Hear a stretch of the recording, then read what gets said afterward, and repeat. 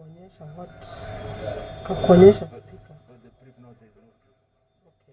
Because this statement it's already in order paper. Oh, the statements are the already in statement. order And paper. the question also in the So there is no for it. there's no proof. It's only those two. Okay. And the members are here. Okay. So this is a question being deferred. Yes. Okay. The last question. Right. That speaker may not. Speaker may not. So haina shida. Ukimalizia hiyo tunakuja Committee. So we are likely to move quickly. We are likely to move quickly.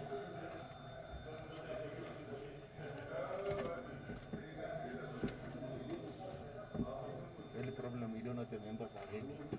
To move to. Committee of the whole house. Okay. Because to make us equal, so it's like, that's when one has to begin and I think they are not around. Oh, they are not. They are requesting happens. Okay. Let's see what happens. Yeah. You are the one who is coming on Muruki. So you will come for committee? Okay. Sawa.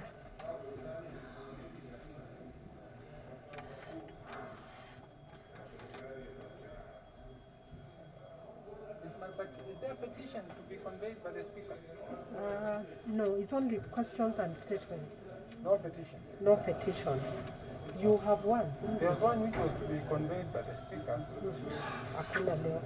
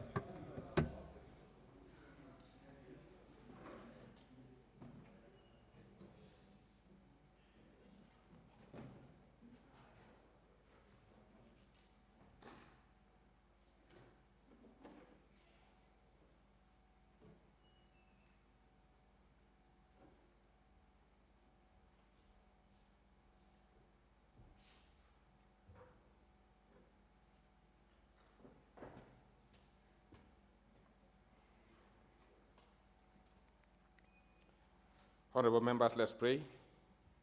Almighty God, who in your wisdom and goodness have appointed the offices of leaders and parliaments for the welfare of society and the just government of the people, we beseech you to behold with your abundant favor as your servants, whom you have been pleased to call to performance of important trust in this republic.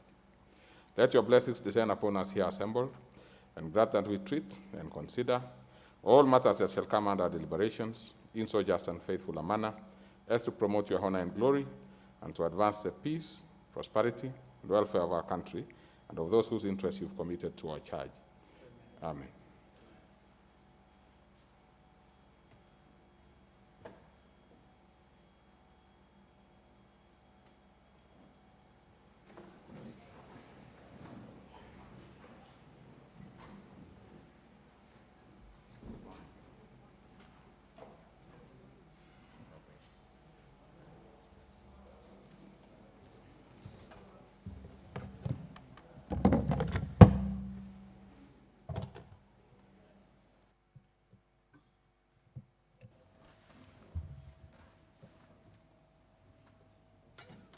Honorable members, we do not have the required numbers, so I'll order the bell to be rung for 10 minutes.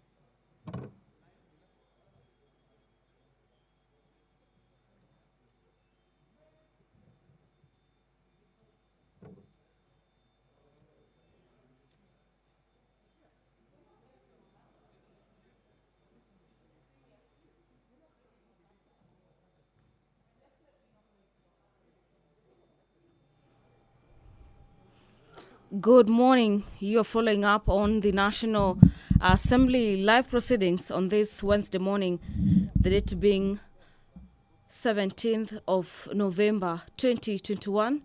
We are glad you're watching. And currently, as it stands, the House lacks the requisite quorum to proceed with its business this morning.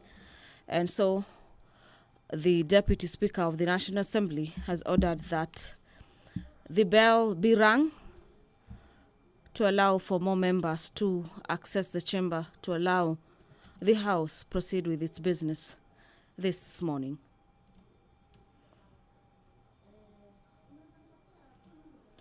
Pursuant to Standing Orders number 35, subsection 1, this is on the quorum during the House proceedings.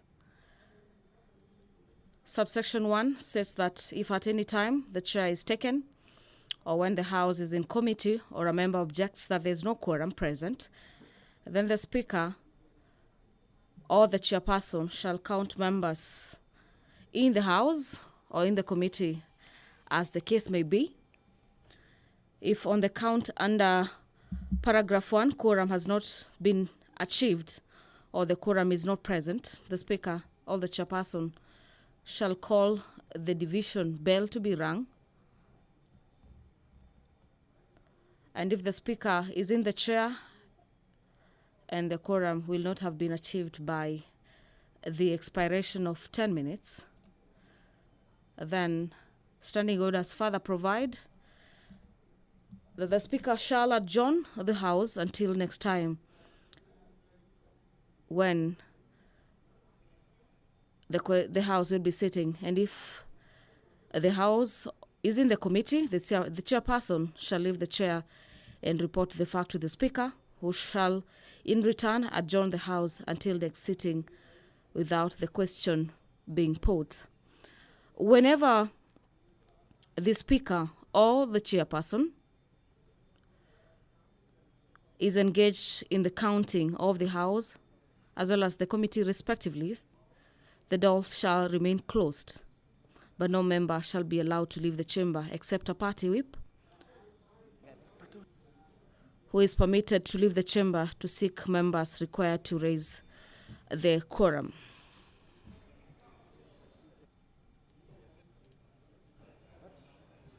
A lot has been lined up before the floor this morning, and honorable members of the August House will be resuming debate as well as voting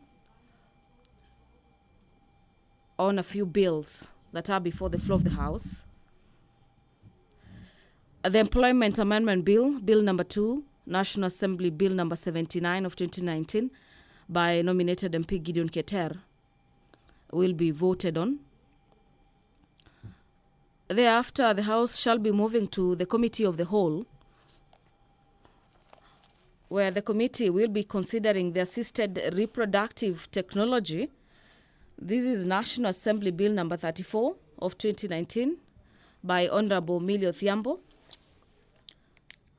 The Pensions Amendment Bill, National Assembly Bill number 26 of 2020 by Honorable Didmas Baraza, is currently in its second reading, and so the House will be furthering debate on that particular bill.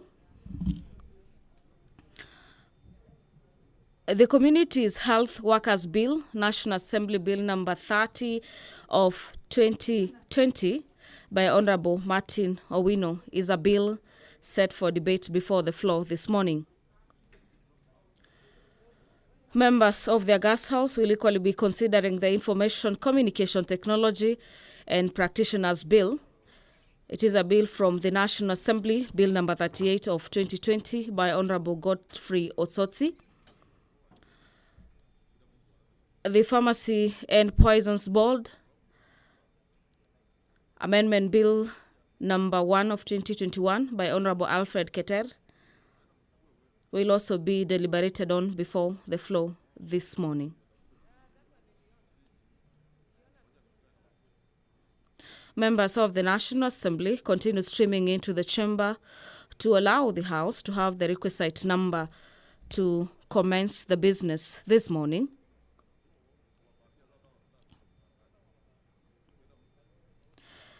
And you can also follow up on this live broadcast on our YouTube channel, that is on Parliament of Kenya, on the Parliamentary Broadcasting Unit handle, as well as on KBC Channel 1.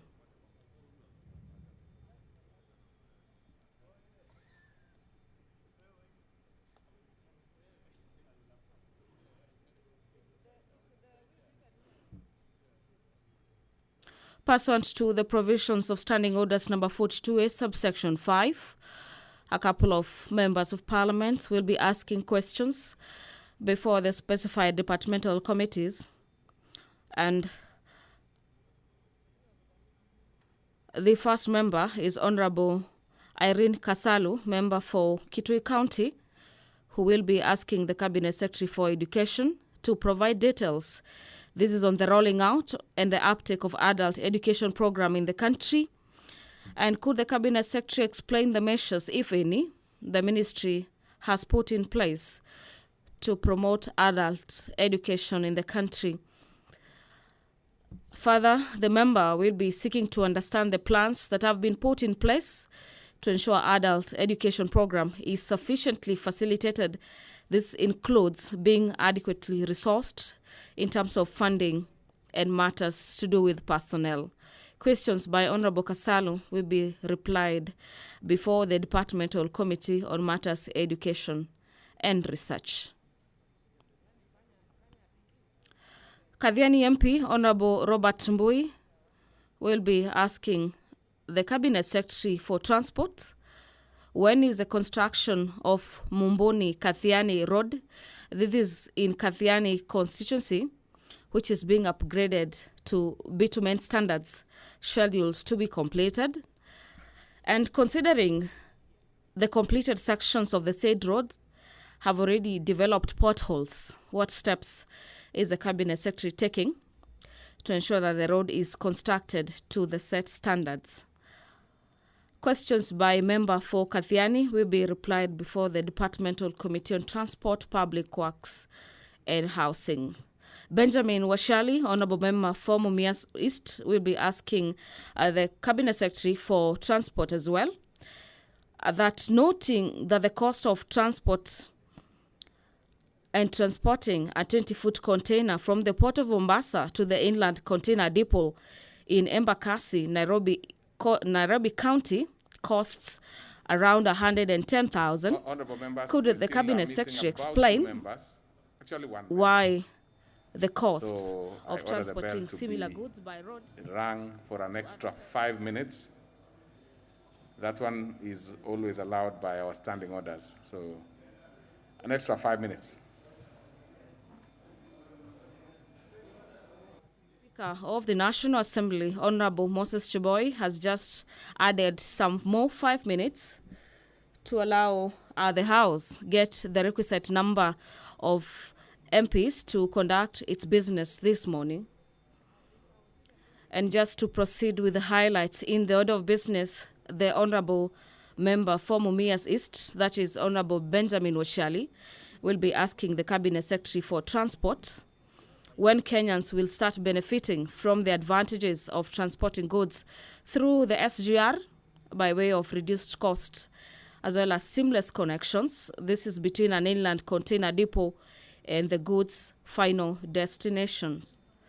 Honorable Washali's questions will be replied before the Departmental Committee on Matters Public Transport. Honorable Stanley Mudhama, member for Lamu West, will be asking the Cabinet Secretary for devolution. So that we can make, we can query. Could the Cabinet? Very good. Okay, honorable members. Measures in place to mitigate the effects of drought facing residents of Lamu West constituency. The quorum has been achieved, and I'll now be handing over to the proceedings of the House this morning. Enjoy your viewing and good morning. Order number 3, messages. Order number 4, petitions. Order number 5, papers. Order number 6, Notices of motion. Order number 7, questions and statements. Under this particular order, honorable members, we will start with questions, then go to the second part, which is going to be statement requests. So, to start us off is a member for Kitui County, the Honorable Dr. Kasalu.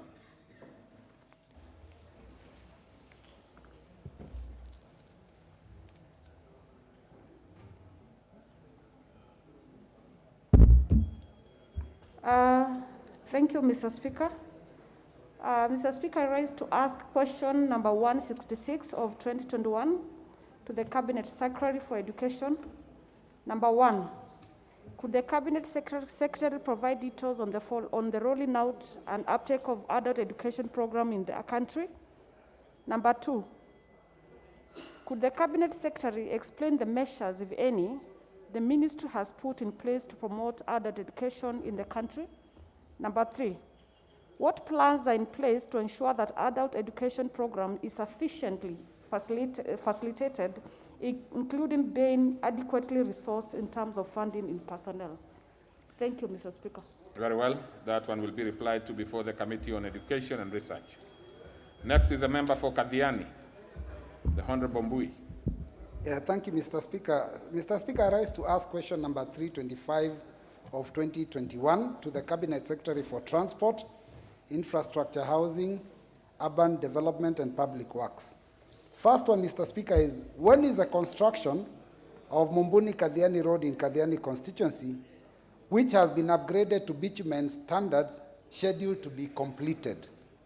The second part is considering that the sections of the road that have been done have already developed potholes, what steps is the Cabinet Secretary taking to ensure that the road is constructed to the set standards? Thank you, Mr. Speaker. Okay, that one will be replied to before the Departmental Committee on Transport, Public Works and Housing. Next is the member for Mumias East, Honorable Asiali.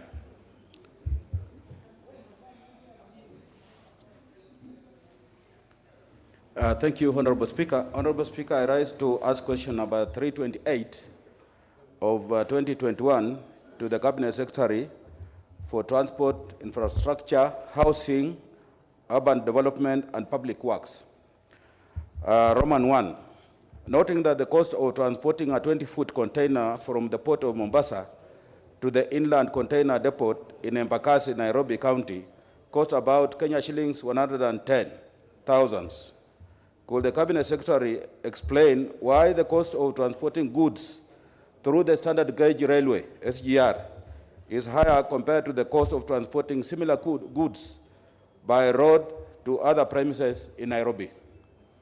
Roman 2, could the Cabinet Secretary state when Kenyans will start benefiting from the advantages of transporting goods through the SGR by way of reduced costs and seamless connections between the inland container depots and the goods' final destinations? I thank you, Honorable Speaker. Very well, and that's the best way to ask questions, so that you don't name them as number 1, 2, and 3. It is Roman 1 and Roman 2, because you are only allowed to ask one question at a time. That one will be replied to before the Departmental Committee on Transport, Public Works and Housing. Next is the member for Lamu West, the Honorable Modama.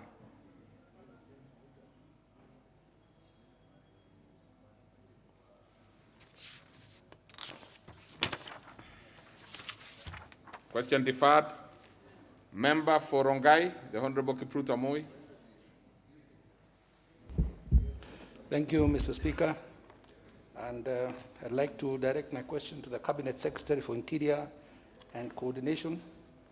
Could the Cabinet Secretary provide, Roman numeral 1, could the Cabinet Secretary provide a progress report on the status of investigations into the circumstances that led to the death of one Sergeant Arnold Kipyegon Kenei, police number 2006060448, an administration police officer who was found dead in the Maradaima estate on 20th February 2020.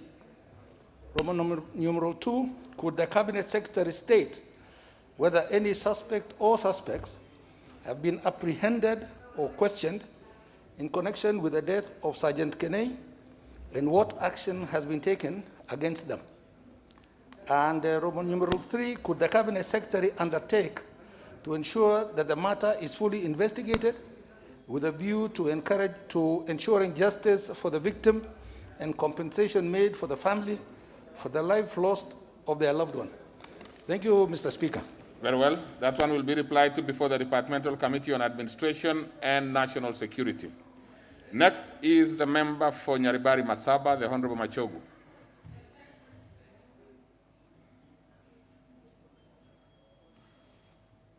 Question deferred.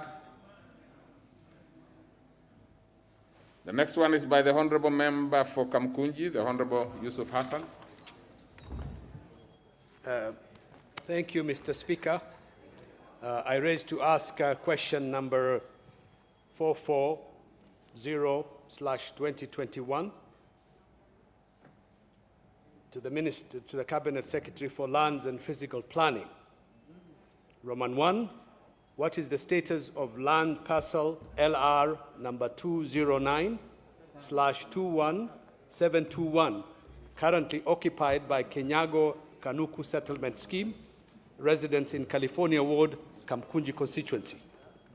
Roman 2, could the Cabinet Secretary explain why there has been an inordinate delays in the issuance of a title deed to the residents of Kenyago Kanuku Settlement Scheme through their registered Kenyago Kanuku Society, considering that the society is in possession of a deed plan LR number 209/21721 and a letter of allotment number SGD/LS/001412/SMK/ZNR issued by the Nairobi County Government on the 3rd of December 2014, and who have paid all the requisite fees for processing an acquisition of the title deed on the 23rd of October 2018.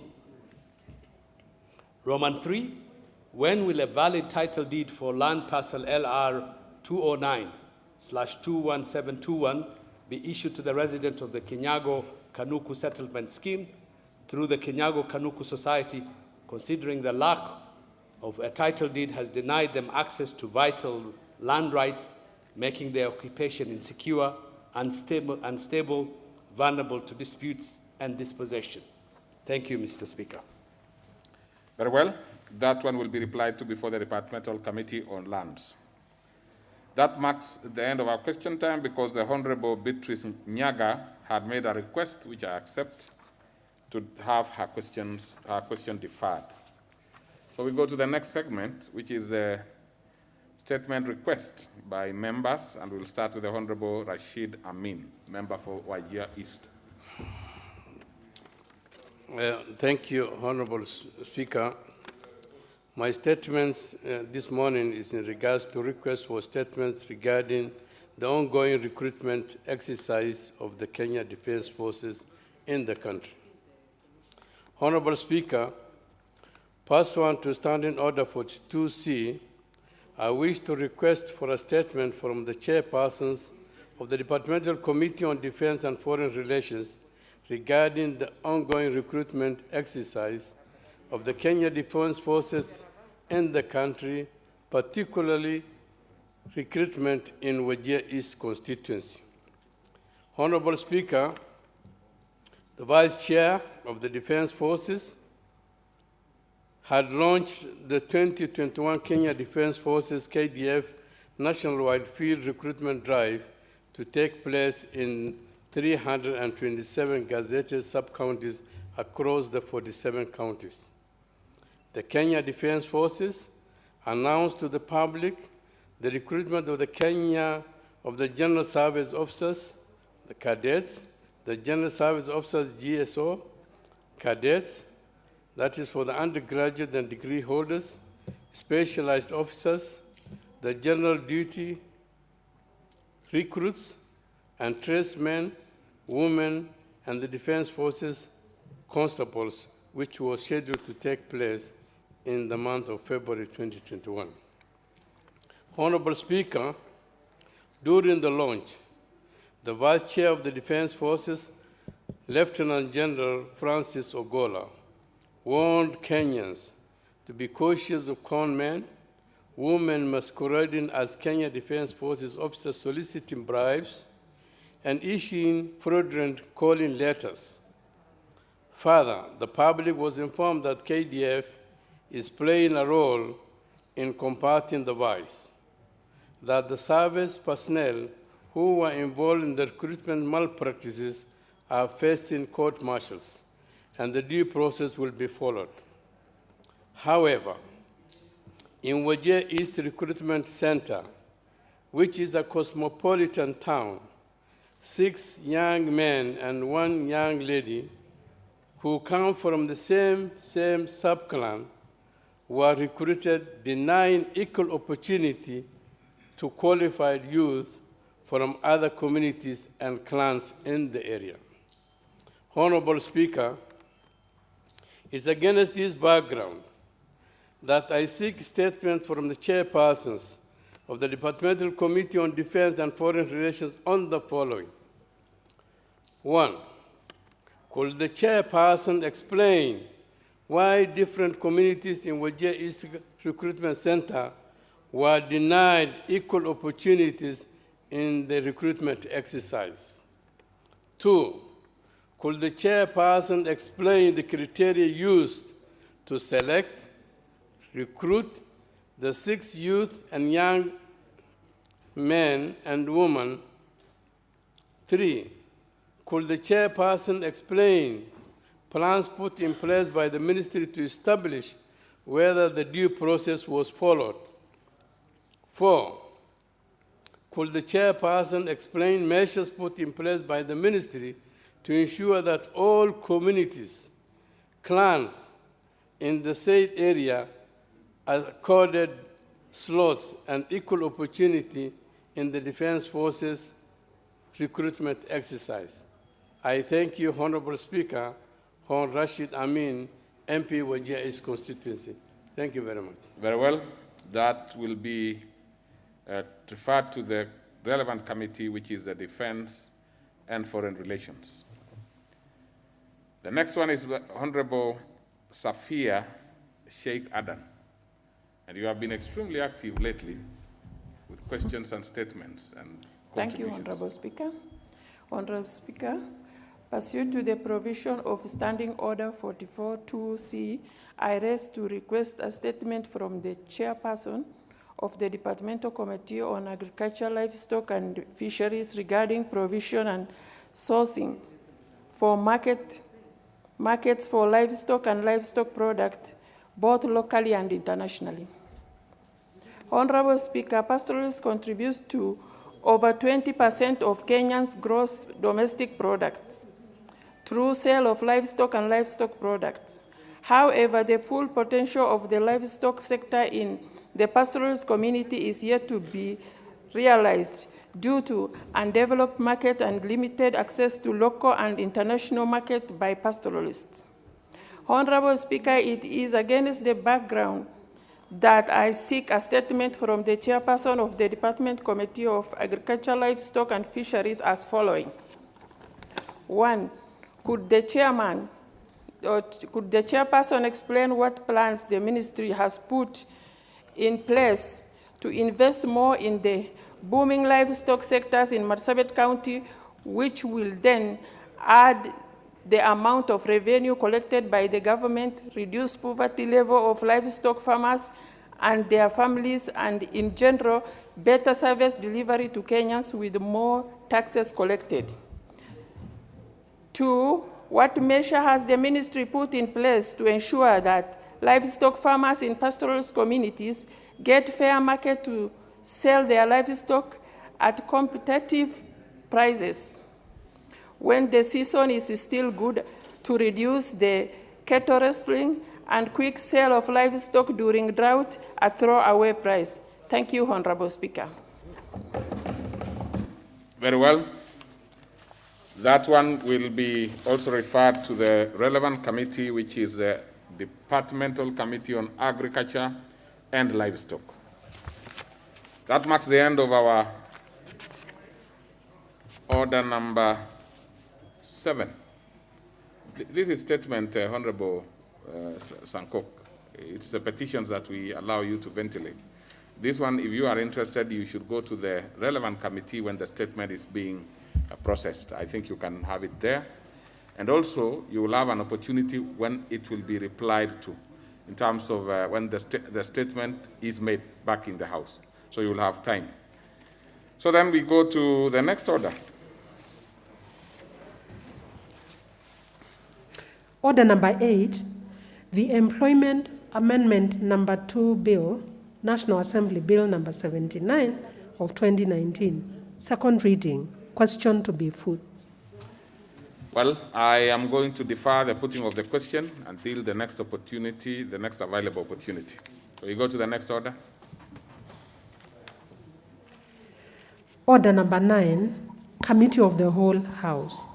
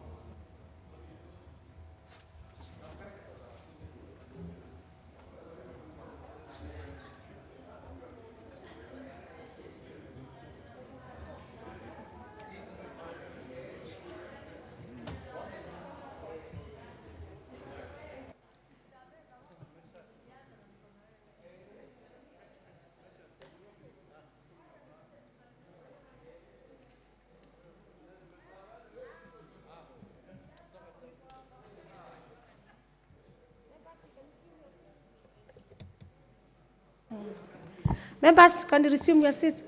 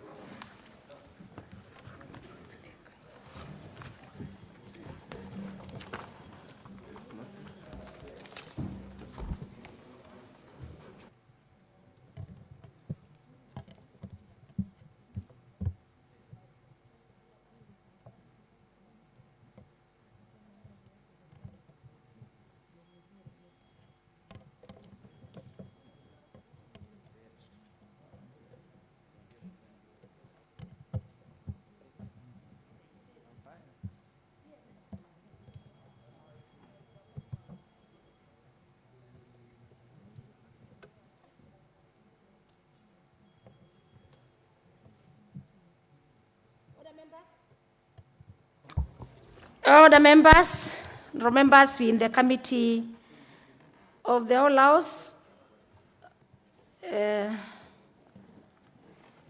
on the Assisted Reproductive Technology Bill, National Assembly Bill number 34 of 2019. We can start. Clause 3. I propose a question which is that clause 3 be part of the bill. We have a proposed amendment by the Honorable Jennifer Shamala. Please move your proposed amendment.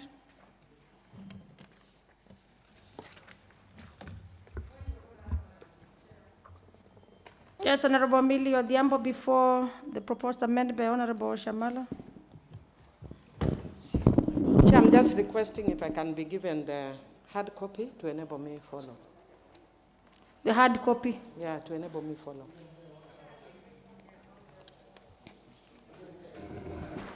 Very well. So that from the right desk that if you can have some hard copies can be supplied to Honorable Millie Odhiambo 001. Of course, with the information and fact that we have our computers. So I propose the question that clause 3 be part of the bill. Honorable Shamala, you were moving your proposed amendment. Thank you, Chair. I was moving my proposed amendment on clause 2. Clause 3. Is this the proposed amendment on the definitions of a couple? Okay, sorry, I beg your pardon. On clause? You are moving your proposed amendment. We are starting with clause 3.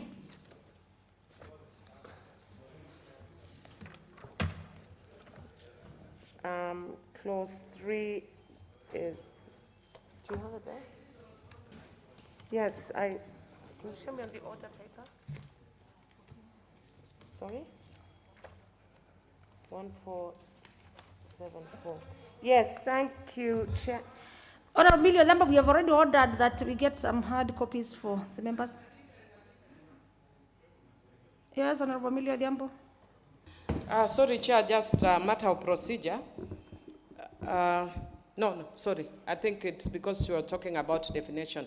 And I was just wondering, because when the committee has an amendment, then the committee amendment should be coming prior to that of Jennifer. But I've just realized that You have realized. she was speaking in regard to clause 3, not 2. So you are now it's in order. Very well. Yes, Honorable Shamala, please. Yes, thank you, Chair. I beg to move that clause 3 in the bill be amended by deleting clause 3 and inserting the following new clause. That this act applies to all processes of facilitated human fertilization undertaken through insemination in or outside the body. The reason being, Chair, is that because we must understand and appreciate that the preamble of our Constitution acknowledges the Almighty as the Creator, and at every stage we must acknowledge that the processes of fertilization, whether inside or outside, are not a process of evolution, but really a stage of conception. Very well. With that import, honourable members, I propose a question, which is that the clause 3 be amended as proposed by Honourable Shamala.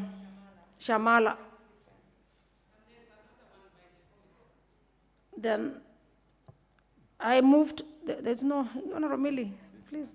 There's none. We are getting to that level. Yes.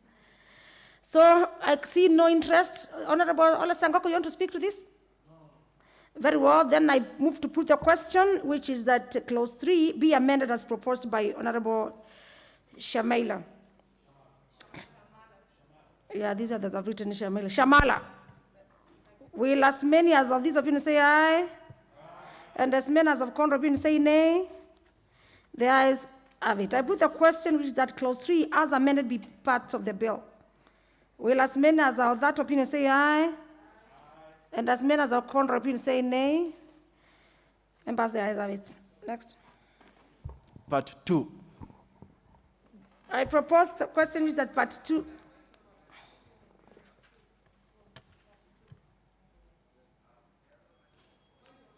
Honourable Millie.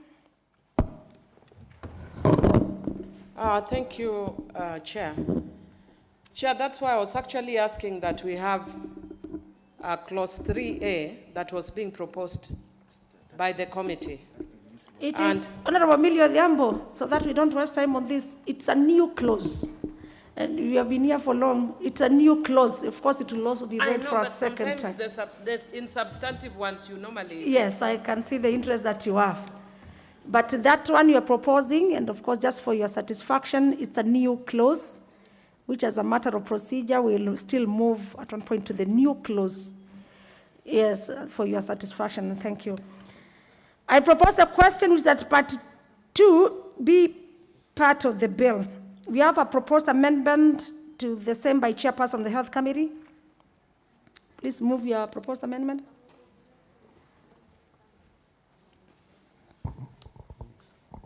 Chairperson, Health Committee. That is clause 4, right? Part 2.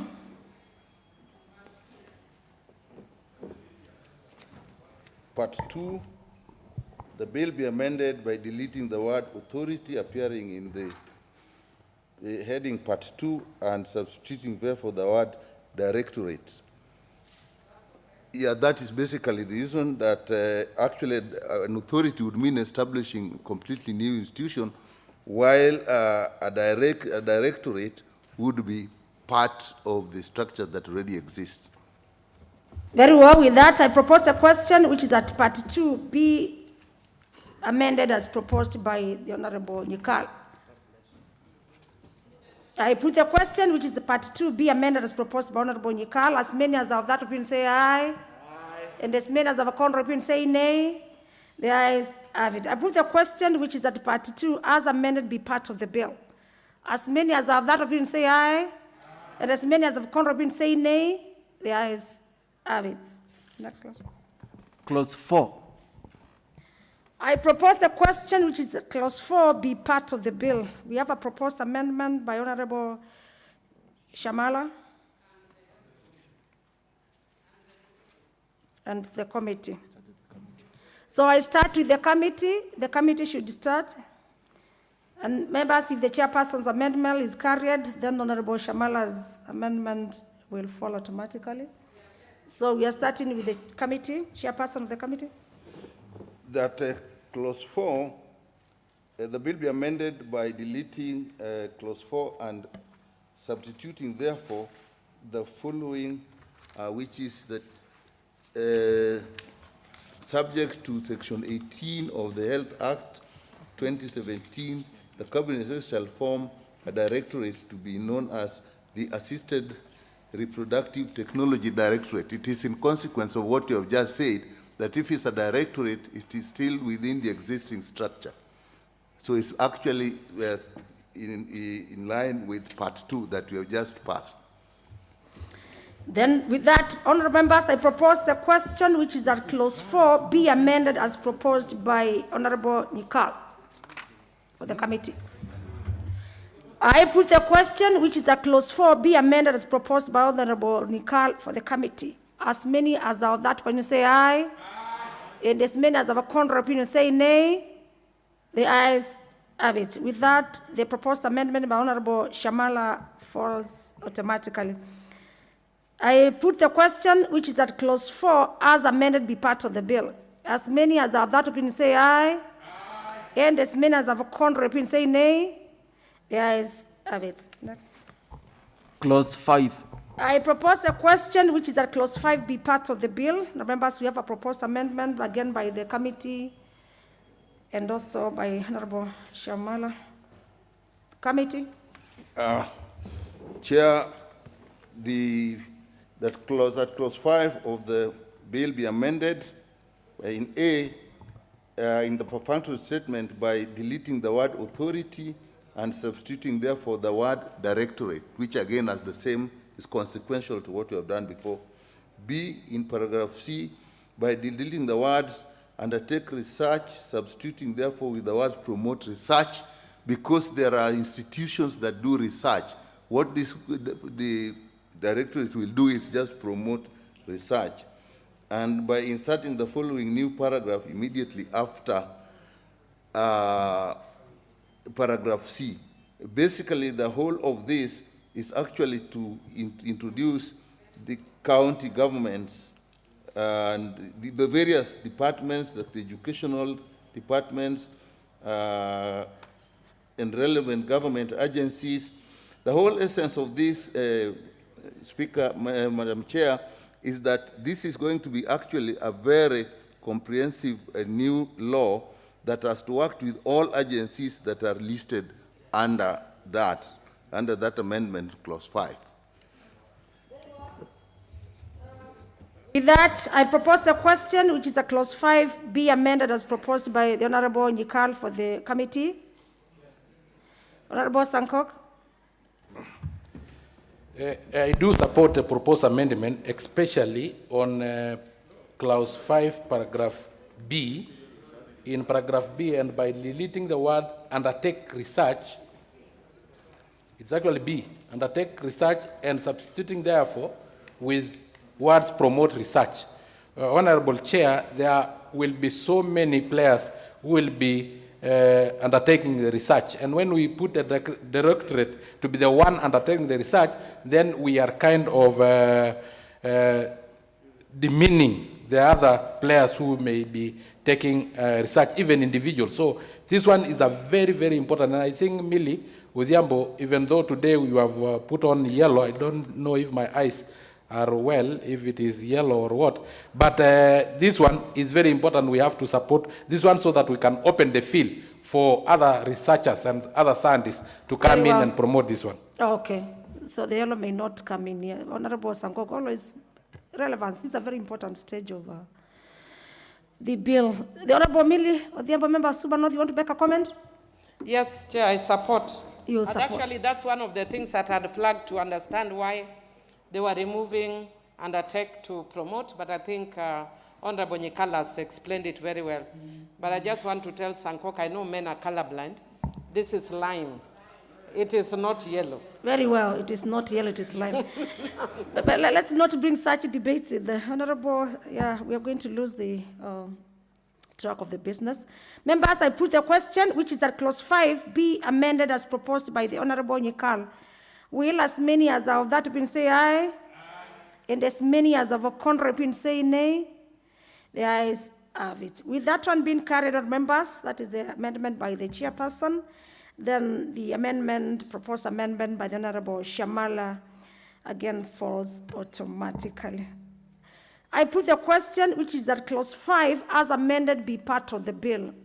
As many as of that opinion say aye, and as many as of a contrary opinion say nay.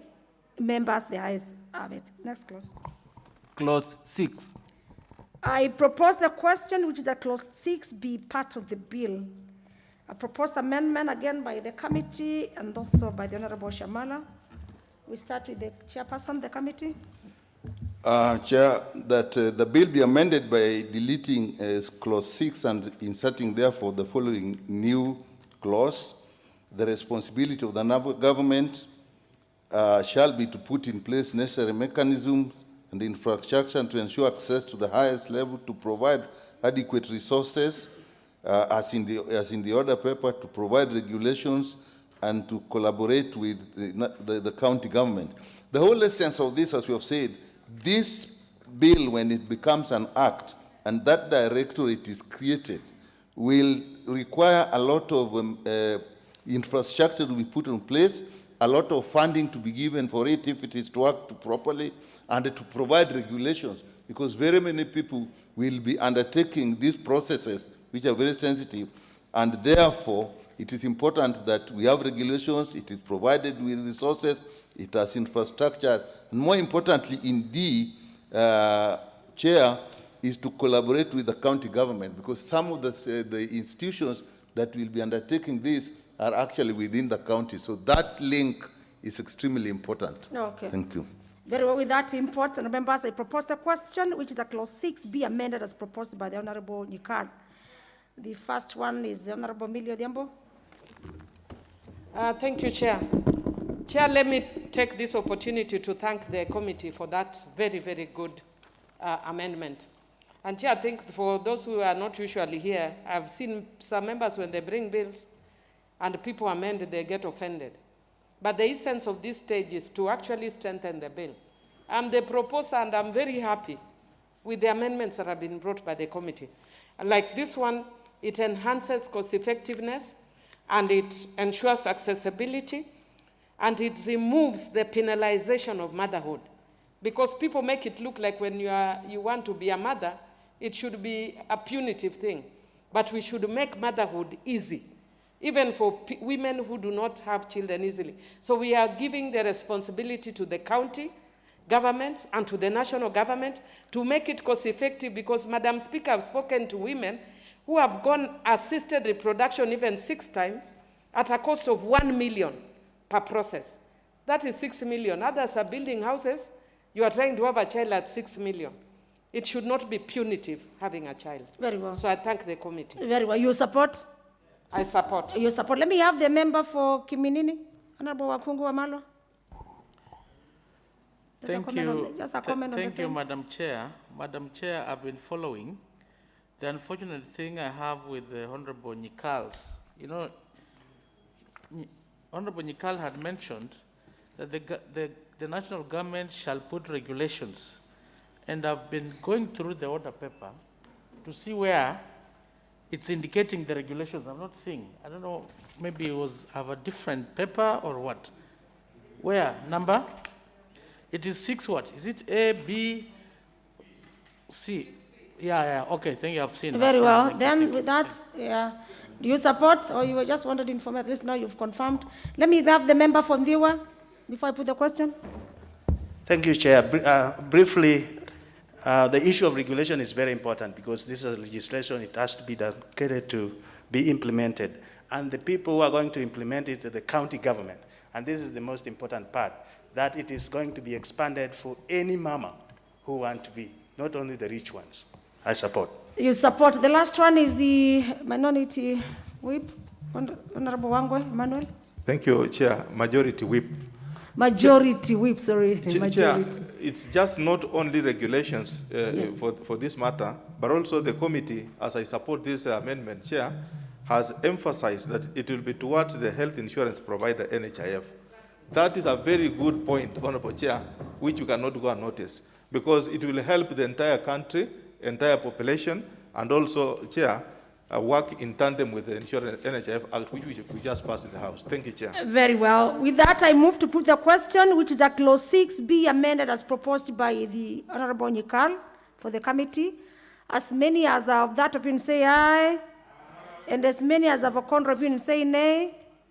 The ayes have it. Again, with the proposed amendment by the Honorable Shamal, again, it falls automatically now that this of the chairperson has been carried.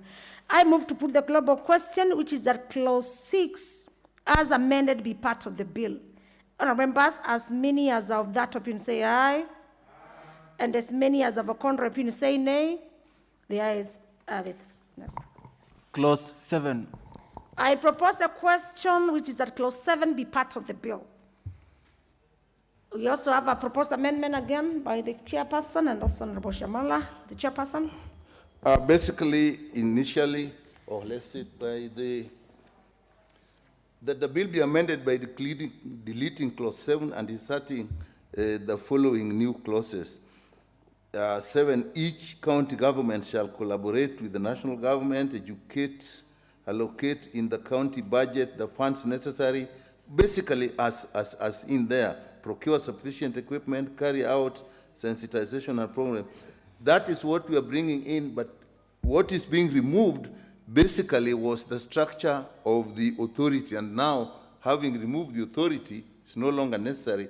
What has been substituted, therefore, is the responsibility of the county government in the implementation of this bill when it becomes an act. Very well. With that, members, I propose the question, which is that clause 7 be amended as proposed by Honorable Nikal. Honorable Suba North, member. Thank you, Chair. Let me also take this opportunity to thank the committee. Again, this is a very, very strong and good amendment. They are providing a framework which is higher than the International Covenant on Economic and Social and Cultural Rights. They are providing a framework which is stronger than the African the African Commission on Human Rights and the Abuja Declaration. Because, Chair, what we normally do is we provide for laws without budgets. What the committee is proposing is a strong budgetary allocation by the counties so that we can hold the counties accountable. I think these are excellent amendments, and I thank the committee. Very well. I see no interest to speak to this, and that's a good comment. I move to put the question, which is that clause 7 be amended as proposed by the Honorable Nikal for the committee. As many as of that opinion say aye, and as many as of a contrary opinion say nay. The ayes have it. I put the question, which is that clause 7 as amended be part of the bill. Will as many as of that opinion say aye, and as many as of a contrary opinion say nay. Members, the ayes have it. Next. Clause 8. Members, I propose the question, which is a clause 8, be part of the bill. There's a proposed a deletion amendment, of course, in terms of deletion by the chairperson of the Health Committee and also by Honorable Shamala. Chairperson? This is basically consequential to the fact that now we don't have an authority, so clause 8 was referring to the chairperson of the authority. So the bill is amended by deleting clause 8. The rationale is because clause 8 was referring to the authority, now that does not exist. Very well. I propose the question, which is that clause 8 be deleted as proposed by the Honorable Nyikal. I here put the question, or members, I put the question, which is that clause 8 be deleted. As many as of that opinion say aye, and as many as of contrary opinion say nay, the ayes have it. Next. Clause 9. I propose the question, which is that clause 9 be part of the bill. Proposed amendment by the chairperson of the committee. Again, it's a deletion. Same, the proposed that clause 9 of the bill be amended by deleting clause 9. Increasing that same clause, again, is exactly the same reason, because in the bill, it was the conduct and regulation and the business of the board. Now the board doesn't exist, so that has to go. With the non-access of the board. Honourable members, before I put the question, I propose the question, which is that clause 9 be deleted as proposed by Honourable Nyikal. Here I put the question, Honourable members, and as I put the question, we still had another proposed amendment, the Honourable Shamala, and in the event that the chairperson's amendment is carried, since they have the same effect with the Honourable Shamala's proposed amendment, which is deletion, then it will be carried. So I put the question, which is that clause 9 be deleted as proposed by the chairperson. As many as of that opinion say aye, and as many as of a contrary opinion say nay, the members of the ayes have it. Next. Clause 10. I propose the question, which is that clause 10 be part of the bill. We have a proposed deletion, proposed amendment in terms of deletion by the chairperson again, Chair, Honorable Shamala. The reason is exactly the same, that the bill be amended by deleting clause 10. The reasoning is exactly the same. We had an authority, we removed the authority, so issues referring to the authority are no longer pertinent to this. Very well. With the committee's proposed amendment of deletion having the same effect with the Honorable Shamala. Yes, point of order, Honorable Amala.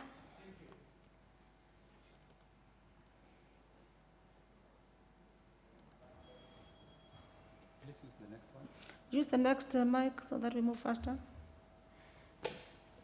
Yeah, thank you, Chair. Thank you. I've been listening carefully on Honorable Nyikal's justification, and the justification are the same on clause 8, clause 9, clause 10. So I was wondering, in terms of drafting, how can, unless you clarify further, that maybe as per this context, you contextualize that this clause, even if they are referring to the issue of the authority, but I'm sure it can be in a different context, because there's no way you can have similar justifications, clause 8, 9, 10. So you go further, maybe it was a different context, but it's referring to the authority, to be able to differentiate, because from his justification, it shows there was a repetition, that clause 8, clause 9, clause 10 was the same. Maybe it was referring to the same thing, authority, but in terms of context. So in terms of contextualization, obviously it's different. So you go further so that it doesn't give an impression that there was that repetition of the clauses 8, 9, 10 to have been the same. Thank you. Thank you, Honorable Chris Wamala. With that, Honorable, for satisfaction, Honorable Chris Wamala, maybe other members of the House, please just. Chair, I think Honorable Chris Wamala has a point, and if you then look, it means we then go into the details, like the bill be amended by deleting clause 10, and the reason for that, in the act, it was the directory, it was an authority, and authority at the board. And what clause 10 was saying was the functions of the board shall be to formulate policy for the authority, carry out. Let him finish, then I get back to you, Honorable Millie, please. Yeah, to provide and carry out objects of the functions and so on. That was then the purpose of that clause 10.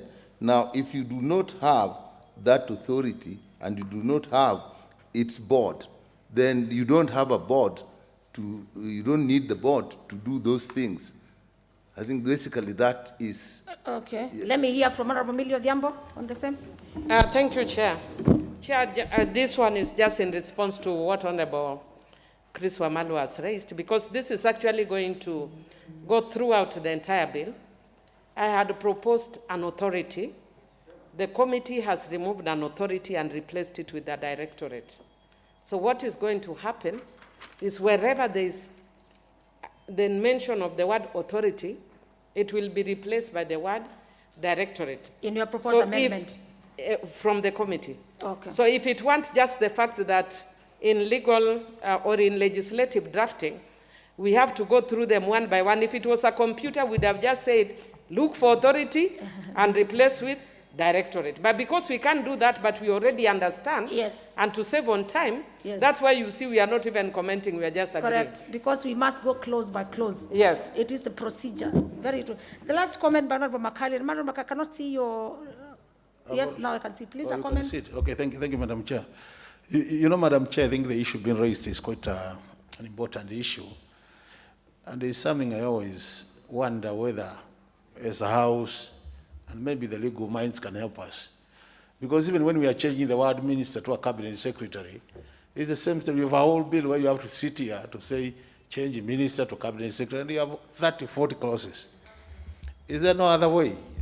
No, are we saying this legal profession doesn't have innovation? I think Honorable Makali, let me just help you on this. You need to be more innovative with the legal profession. That's why we have our standing orders. So unless it's changed in our standing orders, we must go clause by clause, because every clause matters. Deleting clause 10 and deleting clause 9, there are two different issues, because the clause was there and we cannot assume that we did not have a clause 9. This one can only be done when there was rules and procedure. They can look at it, but then if it's not already in our standing orders, we must follow the procedure that we have for the House. Also with that, honourable members, I put the question, which is that clause 10 be deleted as proposed by the Honourable Nyikal. Will as many as have that opinion say aye? And as many as have a contrary opinion say nay? The ayes have it. Honourable Shamalas, you had the same effect, and so yours also dropped. Next clause. Clause 11. I propose a question, which is that clause 11 be part of the bill. Yes, we can move faster now that we understand with the input of the members and understanding. Yes, it is basically the same that clause 11, the amendment is that clause 11 be deleted. And the reason is the same. Again, we were talking of a directorate, and the directorate is supposed to have appoint a director and appoint ex officio members if it doesn't exist. Okay. So with that, with the same effect of the proposed amendment or deletion by Honorable Shamala, if it is carried, then yours will follow automatically. I move to put the question, which is that clause 11 be deleted as proposed by the chairperson. As many as have that opinion say aye, and as many as have a contrary opinion say nay. The ayes have it. Clause 12. Again, the same. I propose the question, which is that clause 12 be part of the bill. Your proposed amendment? Chair, clause 12, the proposes that the bill be amended by deleting clause 12 and substituting, therefore, the following. Clause 12.1, the directorate shall consist of director, such staff as the cabinet secretary may, in consultation with the director, consider necessary for the performance of the directorate. 2, the director and staff of the directorate shall be competitively recruited and appointed on such terms and conditions as the Cabinet Secretary shall, in consultation with the Silent Review Commission, determine. Now we are not merely deleting, because even if we have removed the authority and we have created a directorate, the directorate will need staff. So what 12 was doing was saying what the authority will do to get the staff. Now we have to change the wording, because who is to the department, or now the Cabinet Secretary will now be in charge, and therefore will be recruiting the staff for that directorate. With that import, I propose a question, which is that clause 12 be amended as proposed by the Honorable Nikal. Any interest to speak to this? I move to put the question, which is that clause 12 be amended as proposed by the Honorable Nikal. As many as of that opinion say aye, and as many as of a contrary opinion say nay. The ayes have it. Members, we had a proposed amendment by Honorable Shamala. Yours was a proposed deletion, but now that the Honorable Chairperson's amendment has been carried, then yours falls automatically. Then I move to put the question, which is that clause 12 as amended be part of the bill. Members, as many as of that opinion say aye, and as many as of a contrary opinion say nay. The ayes have it. Clause 13. I propose a question, which is that clause 13 be part of the bill. Proposed amendment by the chairperson. Let us move fast a bit, members. The same, basically we have the same reason, and the amendment is that the bill be amended by deleting clause 13 and substituting therefore the following. The directorate may engage experts or consultations as it considers appropriate. Again, it's the same thing. Before it was to be done by the authority, now it is being done by a department. So the wordings are to be appropriate. Very well. With that import, members, I propose the question, which is that clause 13 be amended as proposed by the Honorable Nikal. I move to put the question, which is that clause 13 be amended as proposed by the Honorable Nikal. Members, as many as of that opinion say aye, and as many as of a contrary opinion say nay. The ayes have it. Honorable Shamala's proposed amendment deletion falls again automatically. I move to put the global question, which is that clause 13 as amended be part of the bill. Will as many as of that opinion say aye, and as many as of a contrary opinion say nay. Members, the ayes have it. Clause 14. I propose a question, which is that clause 14 be part of the bill. Chairperson, move your proposed amendment. The proposed amendment for clause 14, that the clause be deleted. Again, is exactly the same question. It was payment of the staff by the authority. Now, it's not necessary because the authority doesn't exist. The authority doesn't exist. Members, with that import, I propose the question, which is that clause 14 be deleted as proposed by the chairperson, Honorable Nikal. As many as of that opinion say aye, and as many as of a contrary opinion say nay. The ayes have it. Honorable Shamala's proposed amendment deletion again, which have the same effect, falls automatically. Next clause. Clause 15. I propose the question, which is clause 15, be part of the bill, Honorable Nikal. The proposal, the bill be amended by deleting clause 15, and again it's because we have removed the authority. Initially, it was the authority would hire experts. Again, for the same reason, now they can't. So it will go back to the directorate. Very well. I propose the question, which is that clause 15 be deleted, as proposed by the chairperson. I move to put the question, which is that, and as I move to move the question, the Honorable Shamala again, you had a proposed amendment on the same, which are the same effect. So if the one the committee to be carried, yours will still follow automatically. I put the question, which is that clause 15 be deleted as proposed by the chairperson. As many as of that opinion say aye, and as many as of a contrary opinion say nay. The ayes have it. Next clause. Clause 16. I propose the question which clause 16 be part of the bill. No? Yes. And we have a proposed amendment by the chair. We have a Chair, proposed addition. again, it's the same. This clause 16 be amended by deleting that clause. And the reason is, again, we have removed the authority, and it was, that was talking of the responsibility of the members of the board of that authority. So, yeah, so now that the authority doesn't exist, we don't need it. Again, we still have also a proposed amendment by Honorable Shamala, which has the same effect. So in the event that we carry the committee's amendment of deletion, then the Honorable Shamala's amendment proposed one will fall. I move to put the question, which is that clause 16 be deleted as proposed by the chairperson. As many as are of that opinion say aye, and as many as are of contrary opinion say nay. The ayes have it. Clause 17. I propose the question which is that clause 17 be part of the bill. There's a proposed deletion again, chairperson. Move first. Again, this clause 17 is to be amended by deleting the same clause. In the bill, it was referring to the seal of the authority. The authority doesn't exist, it has no seal. It can't have a seal, so it needs to be deleted.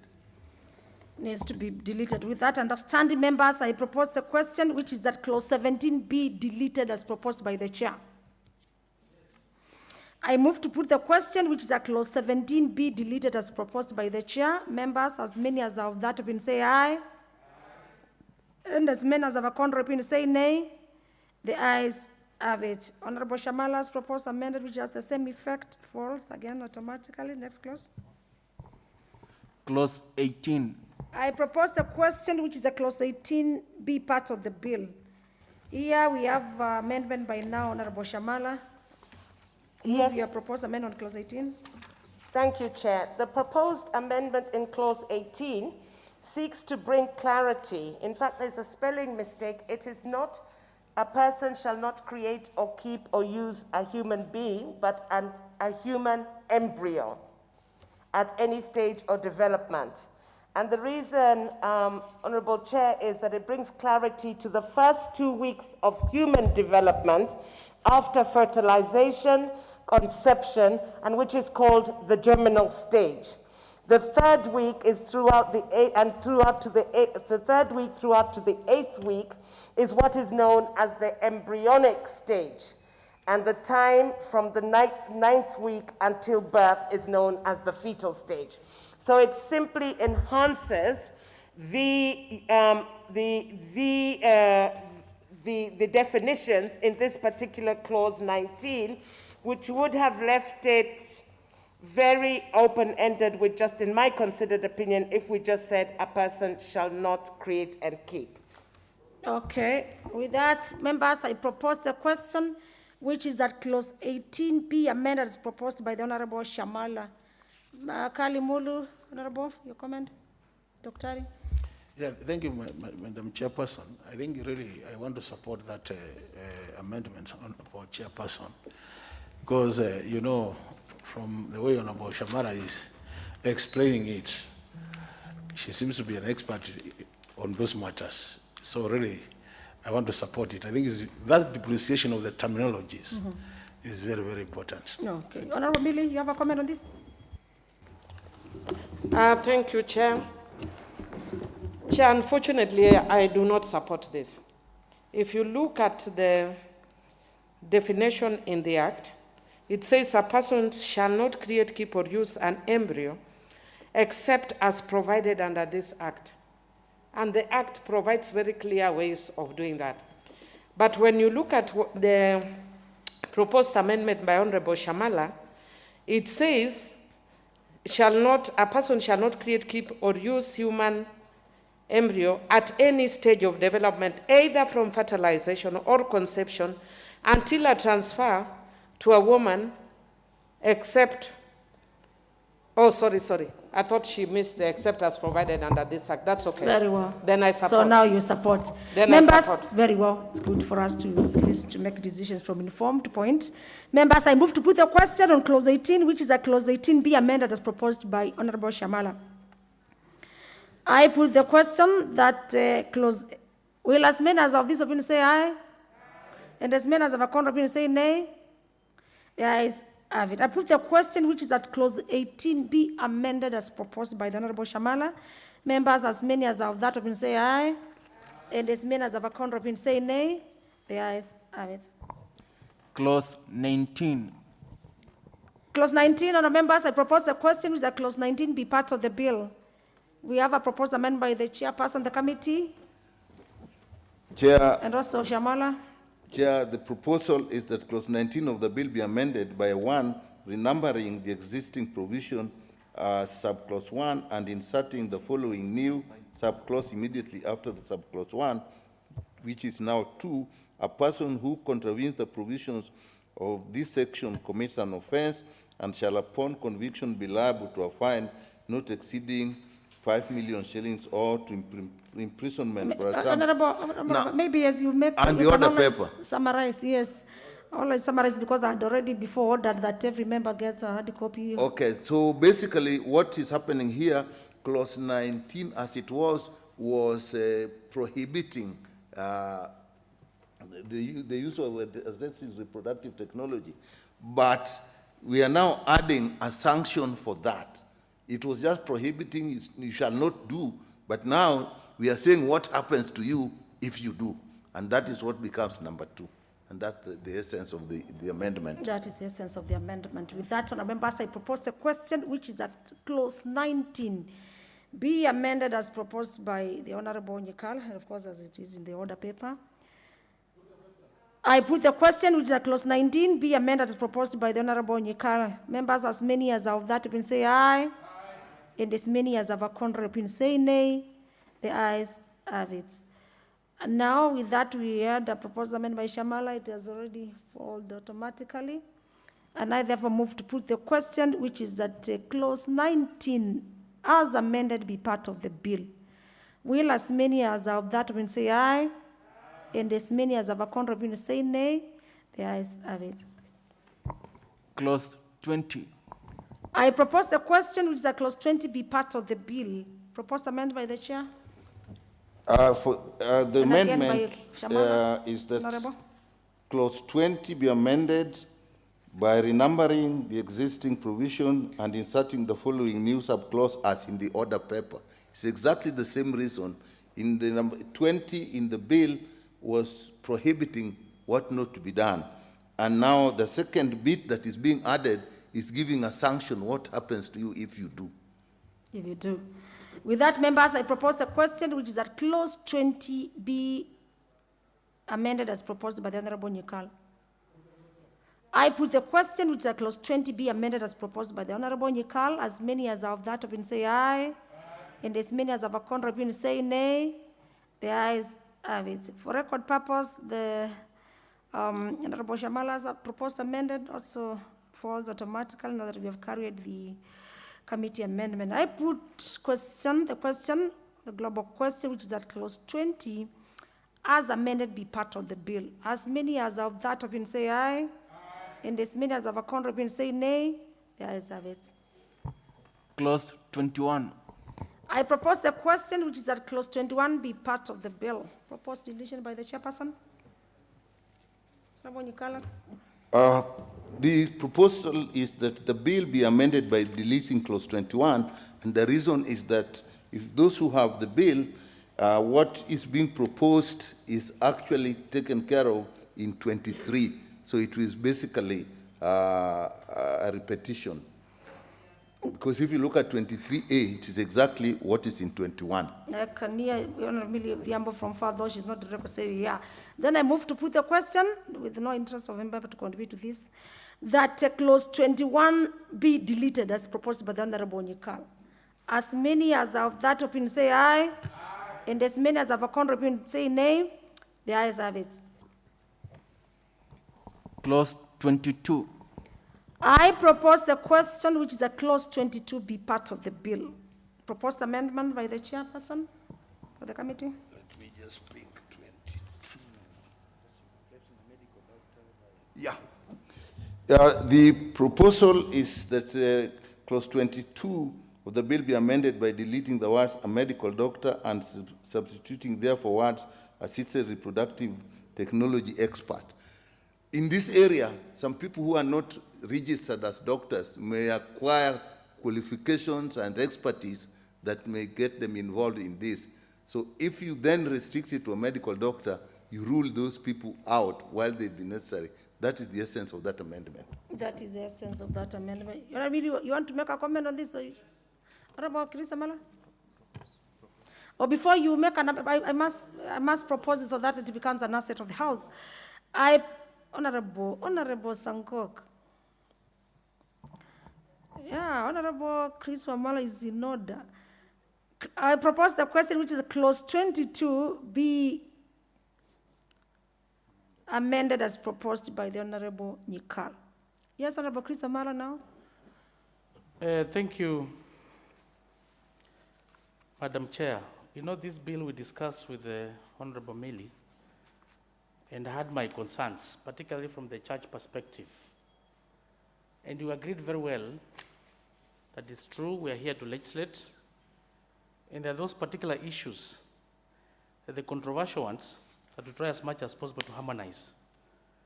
I'm a bit worried when we replace the medical doctor with assisted reproductive technology expert, because a medical doctor is somebody who is registered.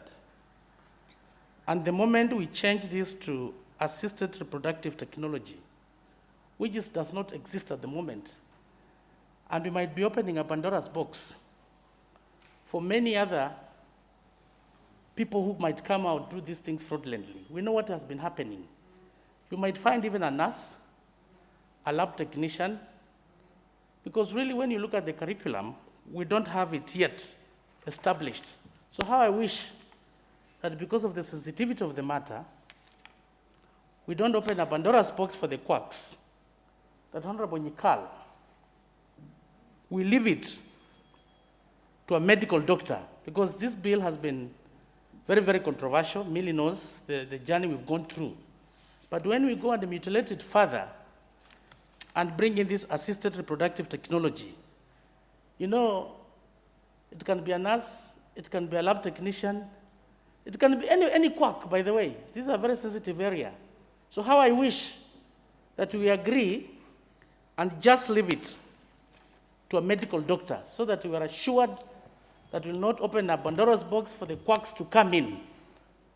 Looking at the sensitivity of the bill, the journey that we've traveled, it never started today. It started in the last parliament. It has been introduced many times. So that is my concern. Okay. Thank you. Let me hear from Honorable Millie. Just a comment. I Yes. know Chair's had. Chair, I hear the concerns by Honorable Wamalwa, but if you actually look at the further proposed amendments by the committee, they actually seal those loopholes, because I'm also part of the church, so I'm very careful about what the things that we do to seal the loopholes of concern. But either way, even if we put medical doctor, it's still okay, except that when you provide for technicians as provided by the committee, it means that in areas where there are no doctors, I'll give you an example in my constituency. With a population of over 200,000, we have 2 medical doctors. So if you have to wait sometimes to get those kind of services, it becomes very, very difficult, especially for rural areas. A lot of rural areas are served by nurses who have actually expertise, by clinical officers who have expertise, so long as they are qualified as such. But either way, I'm okay, whether it's medical or Let me hear from Sankok. Honorable. Thank you very much, Chair. And this is a very sensitive area, Chair. But Honorable Dr. Nyikal, what he was trying to explain is that for you to be able to be an assistive reproductive technology expert, you must have undergone a further training. And of course, for you to undergo a further training, even if you are a medical doctor, even if you are a nurse, even if you are a physiologist, you must undergo specialized training for you to become an expert in this area. And in the qualification of, for you to be an expert, I'm sure they will be set for you to be able to be an expert, and quacks will not come in. And the qualification may be if you have a diploma in clinical medicine, if you have a degree in medicine, if you have a degree in a Bachelor of Science in nursing, if you have a degree in physiology, then or biochemistry, then you can qualify to train. So I think we are quite in order. Let me have the member for North Imenti. Thank you, Madam Chair. I agree with the committee, and I want to ask Dr. Wamalwa to think if we can probably put the qualification for the expert a bar so that, it even covers what he's talking about. So, Madam Chair, I agree with the committee. Kabuchai, just a comment? Yeah, Madam Chair, thank you. I'm also concerned, Madam Chair, about this where we have doctors. Doctors, Madam Chair, it's a profession that has undergone an oath to do the right job. Madam Chair, if we leave this to any actor, that's where, when my respected Honorable Millie has just said it here, that where she might be coming from, she has short of doctors. And that is, Madam Chair, the same reason why we are concerned. If we can get them now professionally for where she is, let's equip this, and the purpose of this bill is to equip with the professionals in space. Madam Chair, I think with the doctors, they should be the main actors in this one. I'm concerned and I agree with Dr. Mola, Madam Speaker. Madam Chair, thank you. Thank you. Before I put the question to the House, can I have the member, Nafakolo? Honorable? Thank you, Chair. Majority Whip. I want to walk in the footsteps of Dr. Omalwa, where, Honorable Chair, the issue of, we don't have today any expert qualifications for an assisted reproductive technician. So we are talking about somebody who does not exist in law. Therefore, in my view, it is something that we can go by and say now that the owner of the bill is comfortable, either way. I wouldn't mind us going the way Dr. Amala is suggesting, by just leaving it to the doctors, medical doctors, so that they perform their duties. Okay, before I give the chair just to make a clarification, let me have the member from Diwa. Thank you, Chair. As it is now, yes, the doctor's-patients ratio is 16,000 to 1 doctor in Kenya. And we cannot market what we cannot supply. All healthcare professionals can do the job, and they take oaths. This is clinical officers, nurses, some have PhDs. So what we are trying to say here is those who have taken expertise in the in vitro. So saying a doctor only is like killing this bill. It will not work. Okay. This is a house of, now you'll have to take your, vote. But Honorable Shamala, just a comment. Yes. Then I give you the chair to clarify. Thank you, Chair. I want to associate myself with the comments expressed by Honorable Chris Wamalwa and our Majority Whip, Honorable Wangwe. It is absolutely correct that at this point, an assisted reproductive technology assistant, we're not sure what it is. And in as much as I appreciate the fact and acknowledge Honorable Millie's contribution, and she is right, that you don't have doctors at every level of this country and in every part and corner of this republic. However, it is crucial, because we do not know what an assisted reproductive technology assistant is, that the same be certified by a medical doctor who has indeed taken an oath. Point taken. Now, with that, please, Chair, clarify, and then I'll be able to move to put the question. There are two issues that are being actually discussed. One is the person who is doing it. Two is the person who is being done on. Now, really, maybe the first explanation was not very clear, is that the certification by a medical doctor is that the person who requires assisted reproductive technology does require it on medical grounds and no other grounds. And I would say this, really, that if the mover of the proposer of the bill is happy, I also would say that the committee would say we leave it as it is in the bill, which then I would say we withdraw that. Yeah, no. So, honorable members, I will not be able to put the question the same. Now that the committee, that is the chairperson, has withdrawn his proposed amendment, then now for this matter, I welcome the proposed amendment by the Honorable Shamala on clause 22. Move your proposed amendment. Thank you, Chair. My proposed amendment is that a person, again, there was a spelling mistake with an infertile, a person qualifies to undertake assisted reproductive technology where it is certified by a medical doctor and the couple requires assisted reproductive technology on medical grounds.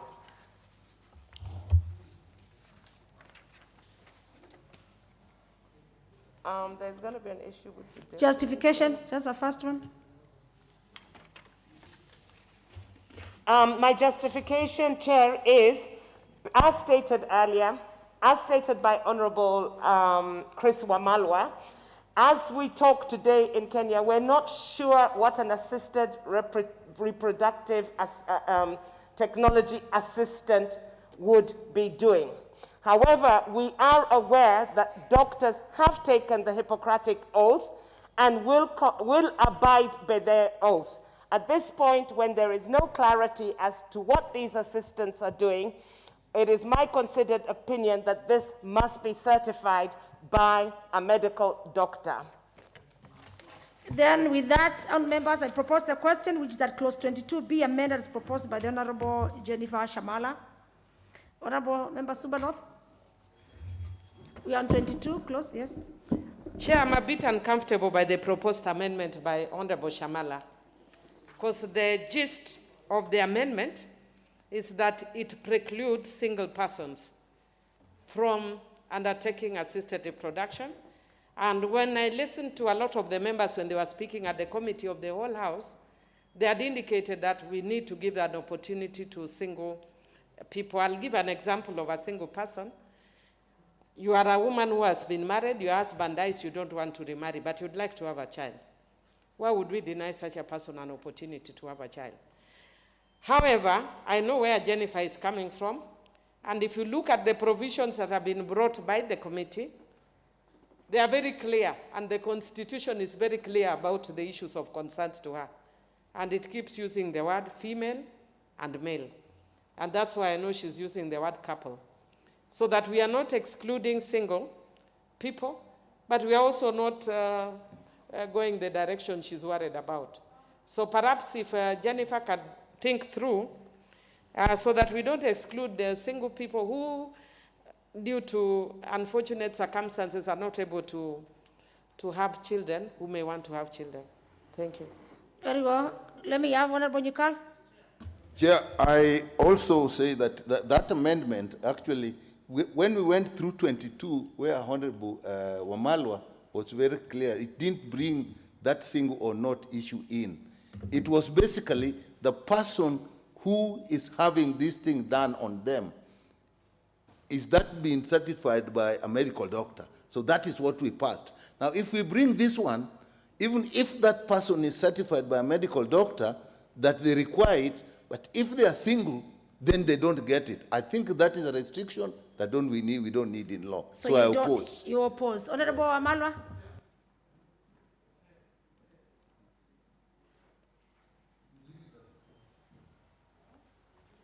Thank you, Chair. You know, this clause is very controversial. Maybe it's back to definitions, what we mean by couple. But to me, in my own opinion, and I'm saying this because we've had a case study, particularly in South America, whereby some women, they don't want to get pregnant, but they go and hire poor women from poor families to carry children for them. And that's why Honorable Shamala's input, particularly certified by a medical doctor, that this person is true that is unable maybe to conceive, because it has been abused in North America and South America. A rich woman comes, she doesn't want to get pregnant, she goes and hires a poor woman. So the issue of certification by a medical doctor to show... Honorable Chris Amalwa, let's see here, there's a point of order by Honorable Milia Koth, member for Thank you, Chair. Chair, maybe just to help in guiding Honorable Amalwa, if you look at the main bill, it talks about certified by a medical doctor. So it's a committee that was actually talking about technology experts. So the issue that Honorable Jennifer is raising is introducing couples instead of just a person. Because you can be a single person, as I gave the example of you are a widow, but you'd like to, your husband dies when you don't have a child, and you'd like to have a child without getting married or without getting to sleep around with other men. You just want a child without stress. And we have even given opportunity that your husband could have reserved. Honorable Mili, you are on a point of order. Yeah, so Chair, I'm just actually letting, maybe perhaps I should have said point of information. Yes, you should have said that. The information is that what he's talking about actually my amendment does. So Jennifer's brings a further one, which is blocking single people. Then, I'm sorry, you should have said a point of information. And I think Honorable Amala was really listening to you. Honorable Amala, please, thank make your contribution. Thank you, Millie, for that info. And maybe in this context, Madam Chair, we need them to define what is a couple in this context. Because if a woman can't conceive, and on that matter, you are getting a sponsor, let's say, of the sperm. And the previous amendment, we said that that child has a right to know who the father is at 18 years. The donor, yes. So in that context, don't you think, in terms of definition of couple here, Honorable Shamala's concern, I thought now we need to define a couple as per this context, not in the natural setup. Because you can be a single mother, yes, or a widow. Okay. And you want to get a baby. My concern was for this not to be abused, where you have women who are fertile, they don't want to carry pregnancy, but they want to go take advantage of the poor children somewhere to pay them to carry for them the pregnancy. Okay, let me hear from the Honorable Chege Wajiro, the substantive chair, Honorable Member for Morango. Thank you, Chair. I think the amendment by Honorable Shamala is not necessary. One, I don't see why you should discriminate a woman because of her marital status. So when we say couple, we've already denied that single lady, as it had been explained by Honorable Millie, the chance to have a baby if she's willing to. And number two, the fears of Honorable Chris Wamalawa on the abuse. I think the doctors will have gone through and certified that that woman really needs to be assisted. So your fears are taken care already, and we should not pass laws to discriminate, especially women on their marital status. Okay, please allow members with that important, the debate having arose on the same, and of course having been informed. Allow me put the question to this. But important, but we are taking, we've had, just a comment then, yes. Honorable, yes. Honorable Chair, for conception to happen, yes, whether in vitro or otherwise, there must be a donor and a recipient. So there must be two people. There is no way you can have a single person. So in this definition of a couple, it must be defined as the donor and the recipient.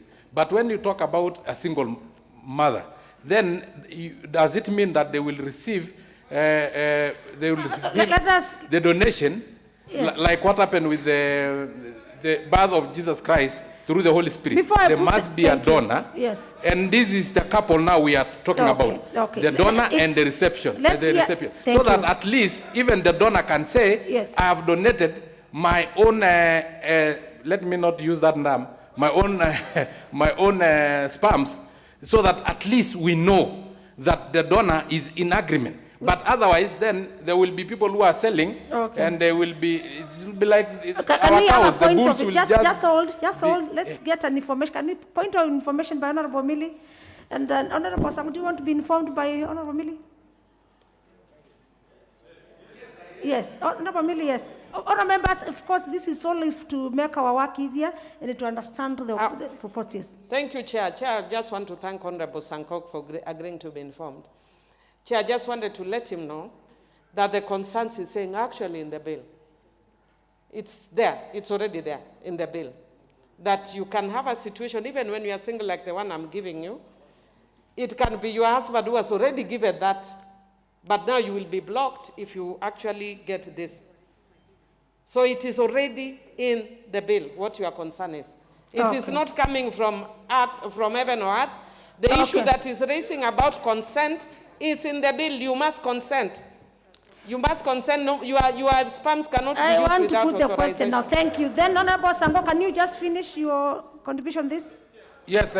Then with that, all members, we cannot just debate on this. We had our second lead on the same. I will put the question. Her information are actually well taken but misplaced, because at the end of the day, there must be that donor and there must be that recipient, and that most of them must have agreed. But when they say that the husband had donated and died, then I think even there must be that consent of that donor, that the husband had died and that had donated the eggs before. Yes, but no. Okay. I can see now everybody is concerned. Honorable Chairperson, you want to say something? Let me just give some guidance, Chair. Yes. Chair, in the bill, there is the issue of the couple, which means a male and female who are in an association that may be recognized as a marriage under any law in Kenya. Then there is a donor. And this is what I talked about, discrimination. And the donor means a person who voluntarily gives his or her gamete for the purpose of fertilization in an assisted reproductive technology process. And the person need not be the spouse of the person. Where are you reading so that they can also visit the bill? We go 436. In the definition. Okay. So it says donor means a person who voluntarily gives his or her gamete for the purpose of fertilization in an assisted reproductive technology process, and the person need not be the spouse of the person she or he is donating the gamete to. So when now you come and again say couple, and already we have appreciated in the bill, we have donors also. So we need to differentiate the two. Thank you. Honorable Opio, and then I put the question. Speaker, I just hope that even though the donor need not be the spouse to the person who is receiving, I would hope that there's a database which is also be kept, so that the progeny gets to know who is the father. Madam Speaker, thank you. Okay. The Dawu, I don't want, Dawu Rahim. The rest will move a bit faster. This is Chair, thank you, Chair. Chair, I want to disagree with Honorable Shamala. I think it should be an infertile person and not a couple. And I want to disagree with even Honorable Sankok in the way he's saying that, because you see, I agree with what Honorable Millie has said. It could be a widow, and the donor may have been the husband who has kept it in a sperm bank, and they want to use it at a later date. So what happens? They cannot use it because the donor is not alive? Yes, so, Madam Speaker, I don't agree with this amendment. Members, we can debate this until tomorrow. Allow me put the question. Members, honorable members, order. Kebuchai. Honorable member for Kabuchai, Honorable Majimbo Kalasinga. Honorable, I want to put the question, members. Order, which is that? Yes, order, members. I move to put the question to clause 22, which is that clause 22 be amended as proposed by the Honorable Jennifer Shamala. Will as many as of that opinion say aye? And as many as of that contrary opinion say nay? The nays have it. I now put the question to close. I put the question to clause 22, which is that clause 22 be part of the bill. As many as of that have been say aye, and as many as have a contrary been say nay. The ayes have it. Next. Clause 23. I propose the question, which is that clause 23 be part of the bill. We have a proposed amendment by the chairperson, and now we must move faster. Now the chairperson has come. Clause 23. No, the chairperson is here. Thank you, Chair. I move that clause 23 of the bill is amended by renumbering clause 23 as 23(1). In subclause 1C by inserting the word "and commercial purposes" immediately after the word "purposes", and C by inserting the following new subclause immediately after subclause 1. A person who contravenes the provision of this section commits an offense and shall upon conviction be liable to a fine not exceeding 5 million shillings or to imprisonment for a term not exceeding 5 If it's years. longer, you can just say Yes, as he was the doing for justification, us. Chair, Yes. is that this amendment seeks to deter procurement of assisted reproductive technology for commercial purposes, and further seeks to provide for penalty clause for undertaking assisted reproductive technology services for purposes not enumerated in that clause. I move, Chair. Very well. Then I propose the question, which is that clause 23 be amended as proposed by the chairperson. Chris, you want to make a comment on this? Members, now we have to move faster. Thank you, Madam Chair. Madam Chair, I want to support that. And in many other countries, people have been taking advantage of this for commercial purposes. And it's happening in Kenya. I'm told, particularly even some rich women. This is a story I was given by some university students. They go to the university, they look for the young boys, particularly those intelligent doing top courses like medicine. Absolutely. For purposes of, absolutely. And we are hoping this practice will not be allowed because it's going to drive away the value of family. And it's going to kill family values where marriages are likely to break because your wife can decide to do away with you because you can go somewhere and go for commercial purposes. Or even the looks. I've been seeing people even looking for the color.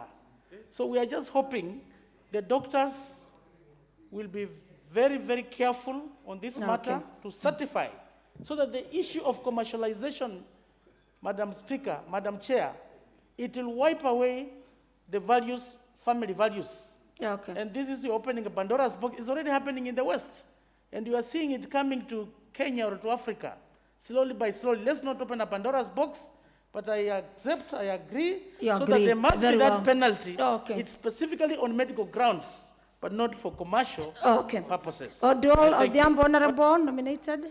Just a comment, Honorable Odol. I can see you.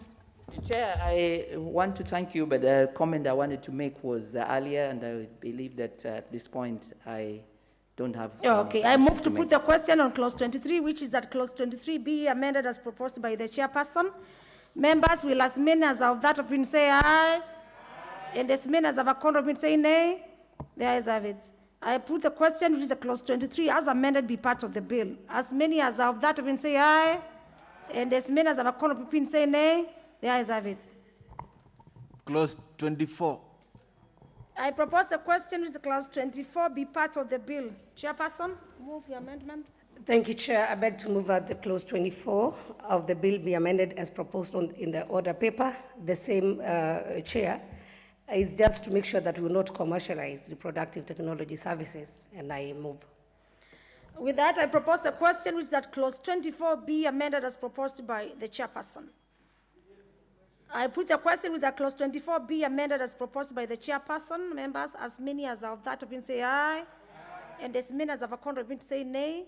The ayes have it. I put the question, which is a clause 24, as amended, be part of the bill. As many as of that opinion say aye, and as many as of a contrary opinion say nay. The ayes have it. Clause 25.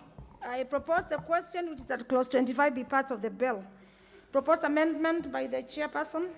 Thank you, Chair. I beg to move that the clause 25 of the bill is amended as proposed in the order paper. On this amendment, Chair, this will clarify the only acceptable instances when an expert can harvest gametes from a minor. This is with consent of the parent or legal guardian of the minor. The amendment also seeks to provide for a penalty for contravention or provision of the section in order to deter non-compliance. I move, Chair. I propose a question that clause 25 be amended as proposed by the chairperson. I put the question which is that clause 25 be amended as proposed by the chairperson. As many as are of that opinion say aye, and as many as have a contrary opinion say nay.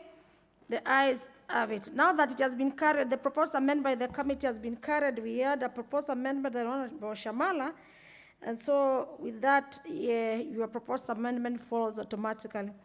So, members, I put the question on clause 25, which is that clause 25 as amended be part of the bill. As many as are of that opinion say aye, and as many as have a contrary opinion say nay. The ayes have it. Clause 26. I propose the question which is that clause 26 be part of the bill. Committee, Chairperson. Thank you, Chair. I beg to move that clause 26 of the bill is amended as proposed in the order paper. Chair, on this one, the amendment seeks to remove any reference to authority based on earlier amendments, limits issuance of license that allows the keeping or using of an embryo after the appearance of the primitive streak after 5 days. The amendment also seeks to provide for a penalty for contravention or provisions of the section in order to deter non-compliance. I move, Chair. I propose the question which is that clause 26 be amended as proposed by the chairperson. I move to put the question which is that clause 26 be amended as proposed by the chairperson. As many as are of this opinion say aye, and as many as have a contrary opinion say nay. As members, we had also a proposed amendment by the Honorable Jennifer Shamala. And now that the departmental committee's amendment has been taken, that is the chairperson's, then the amendment by Honorable Shamala falls automatically. And I therefore move to put the question to clause 26, which is at clause 26 as amended be part of the bill. As many as are of this opinion say aye, and as many as have a contrary opinion say nay. The ayes have it. Clause 27. I propose the question which is at clause 27 be part of the bill. Chair, I beg to move that clause 27 of the bill is amended as proposed in the order paper. Chair, it is not medically possible to transfer a sperm and an egg separately into a womb and expect a pregnancy immediately. Hence, the amendment seeks to clarify that and for a penalty for contravention of use of gametes contrary to provisions of the section in order to deter non-compliance. I move, Chair. I propose a question which is that clause 27 be amended as proposed by the chair. I put the question which is that clause 27 be amended as proposed by the chair of the committee. Members, as many as are of that opinion say aye, and as many as have a contrary opinion say nay. The ayes have it. I move to put the question which is that clause 27 as amended be part of the bill. As many as are of that opinion say aye, and as many as have a contrary opinion say nay. The ayes have it. Clause 28. I propose the question which is at clause 28 be part of the bill. Chairperson, your Chair, I beg to amendment. move that clause 28 of bill is amended as per the order paper. Chair, on this amendment, would delete the limit within which a person can use sperms after the death of a man. This should depend on viability of the sperm and left open as long as the sperms are viable, as consent had already been issued prior to death. I beg to move. Interesting. I propose the question which is at clause 28 be amended as proposed by the chairperson. Yes, we have a contribution by Honorable Millie Odhiambo on clause 28. Chair, I agree with the committee, except I just wanted to bring to the attention of the chair that if you do not delete the words "and assisted reproductive process," then it's untidy in clause. I hope you can see what I'm saying. Can she be on record? Just comment on that. Because she says by deleting the words takes place within 5 years of the death of the man. And if you do not remove, or rather add, and assisted reproductive process. I don't know if I make sense. Chair, it's making sense. It must be. Yeah, we can. Yeah. I accept, Chair, and thank you for that. And I think we can clean it up. So we'll move in amended form so that we have the right way. The assisted reproductive process. So By this one now deleting- you move, you admit that it's on record that it will be cleaned up. That you delete and assisted reproductive process. Honorable Chair, we don't want to put words in your mouth. Honorable Chairperson, let her consult and then, yes, Can Honorable- I be clearer? Yes, be clear as she also consult. That what the amendment should now read is the mother was married to the man at the time of the death of the man. Full stop. But you did not delete and assisted reproductive process. So if you leave that, then it will read, the mother was married to the man at the time of the death of the man and assisted reproductive process, which does not make sense.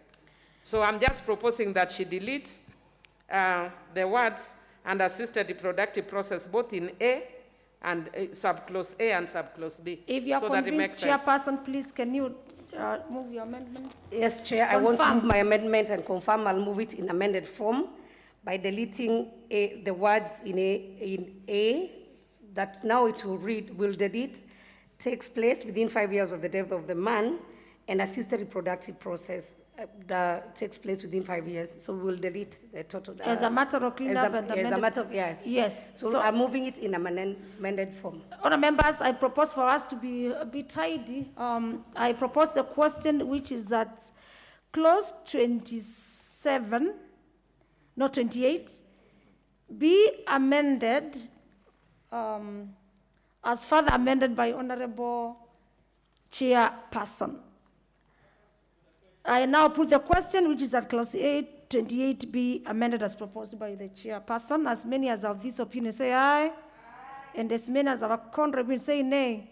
The ayes have it. Honourable members, we had a proposed amendment of clause 28 by the Honourable Zuleika Hassan, which now that with the House having carried the amendment by the Honourable Chairperson, then the amendment by the Honourable Zuleika Hassan falls automatically as a matter of procedure. I move to put the question, which is clause 28, as amended, be part of the bill.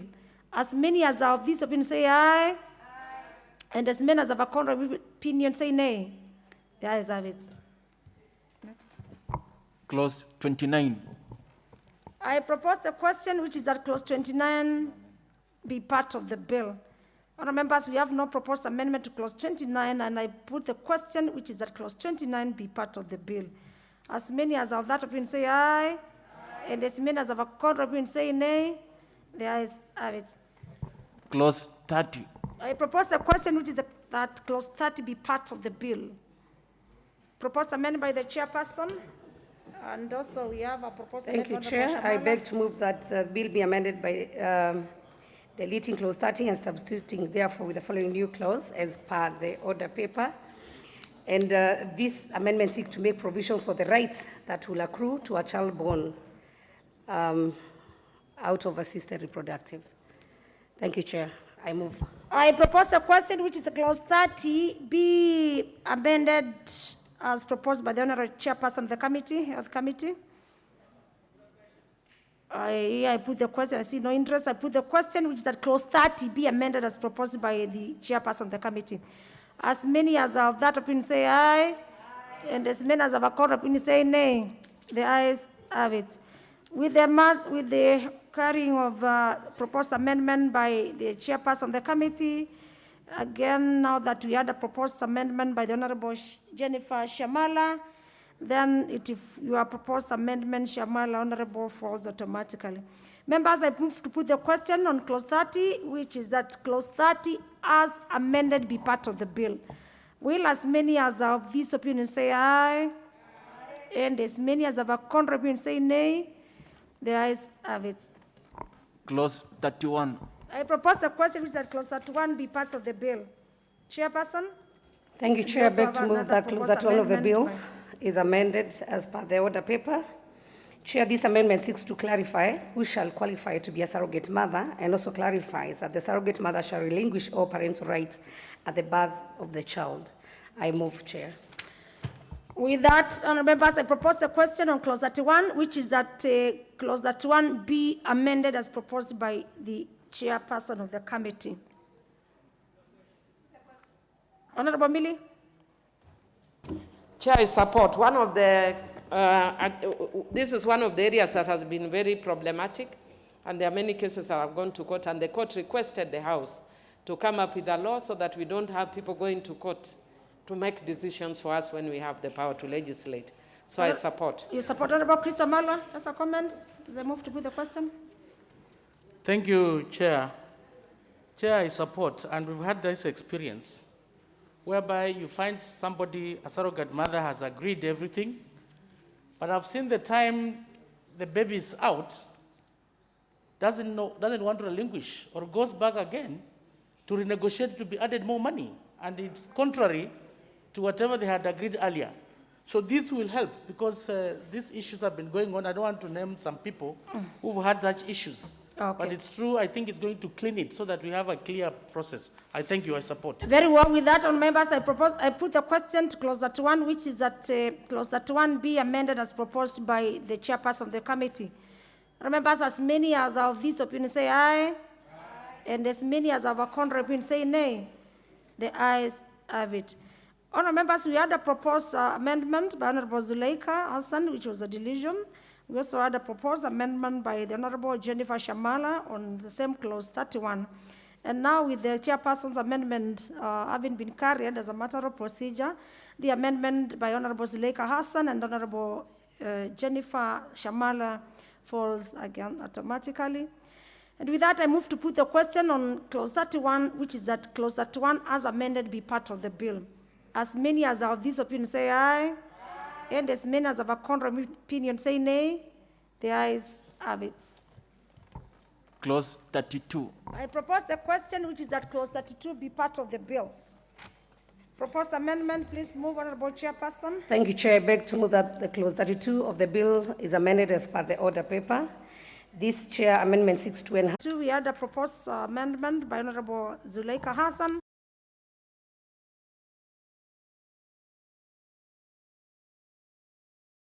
Carried, then the amendment by the Honourable Zuleika Hassan and Honourable Jennifer Shamala falls. I move to put the question on clause 32, which is that clause 32, as amended, be part of the bill. As many as are of that opinion say aye, and as many as have a contrary opinion say nay. The ayes have it. Clause 33. I propose the question, which is that clause 33 be part of the bill. Chairperson. Thank you, Chair. I beg to move that clause 33 of the bill is amended as per the order paper. Chair, this is a consequential amendment due to deletion of the authority and establishment of directorate. I move, Chair. I propose the question, which is that clause 33 be amended as proposed by the chairperson of the committee. I move to put the question, which is that clause 33 be amended as proposed by the chairperson of the committee. As many as are of that opinion say aye. And as many as have a contrary opinion say nay. The ayes have it. I move to put the question on clause 33, which is that clause 33 as amended be part of the bill. Members, as many as are of that opinion say aye. And as many as have a contrary opinion say nay. The ayes have it. Clause 34. I propose the question, which is that clause 34 be part of the bill. Chairperson. Thank you, Chair. I beg to move that clause 34 is amended as per the order paper. Again, this is a consequential amendment due to the deletion of the authority and establishment of directorate. I move, Chair.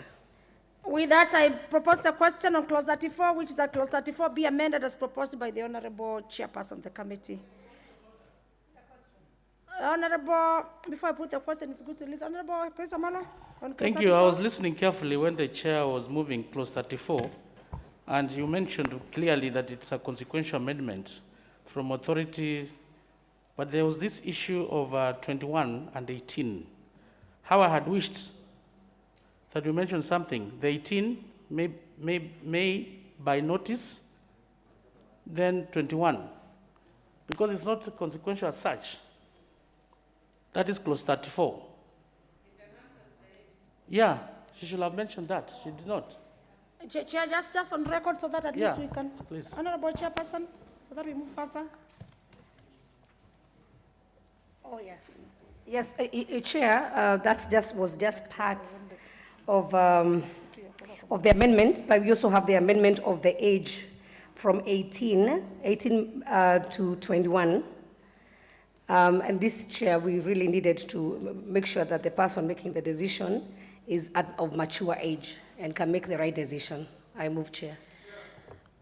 With Honorable Dawood? Chair, I oppose it because when a person can make a decision in the voting, when he is voting and everything, and he's an adult at the age of 18, so I don't think it should be changed, Chair. So you oppose, you don't support? No. Let me have Nikal, same member. Oh, he's out, it's consulting. Honorable Ole Sankok.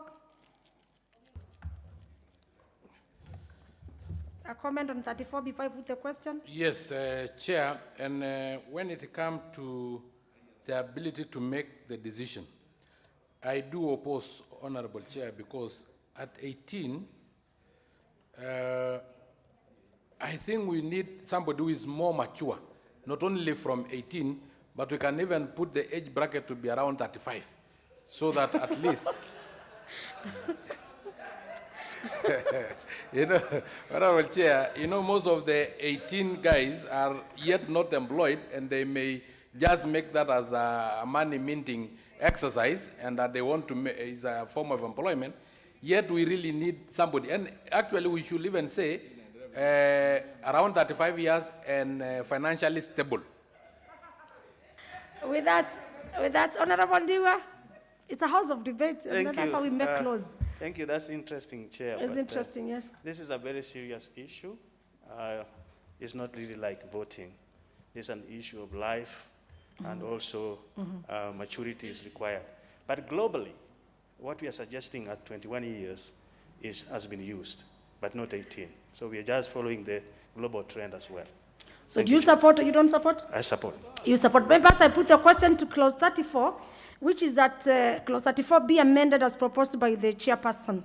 As many as of that opinion say aye, and as many as of a contrary opinion say nay, the ayes have it. I put the question.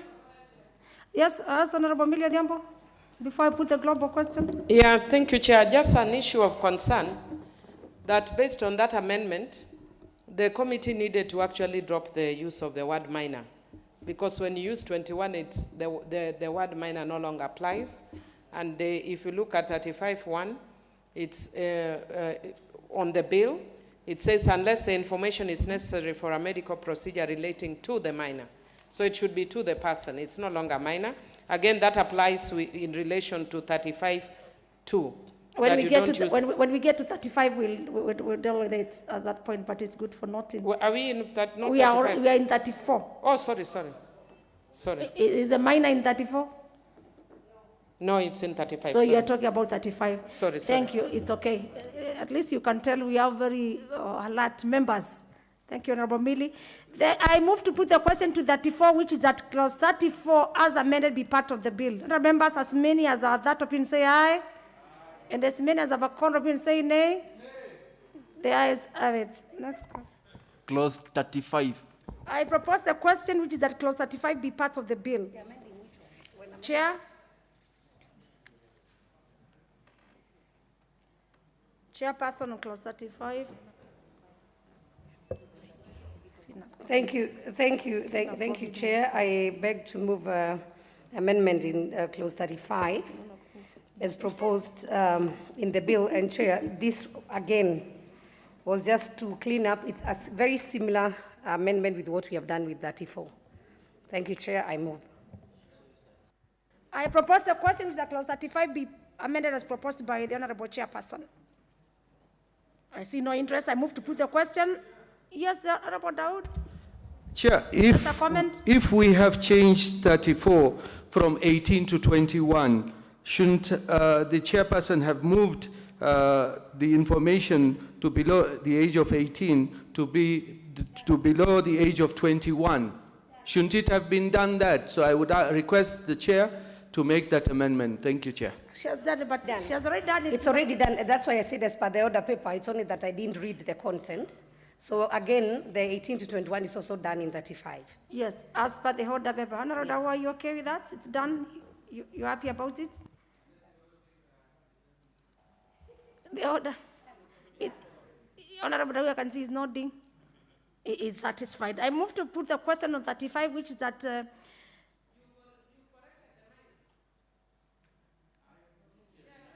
Honorable Chairperson, before I put the question.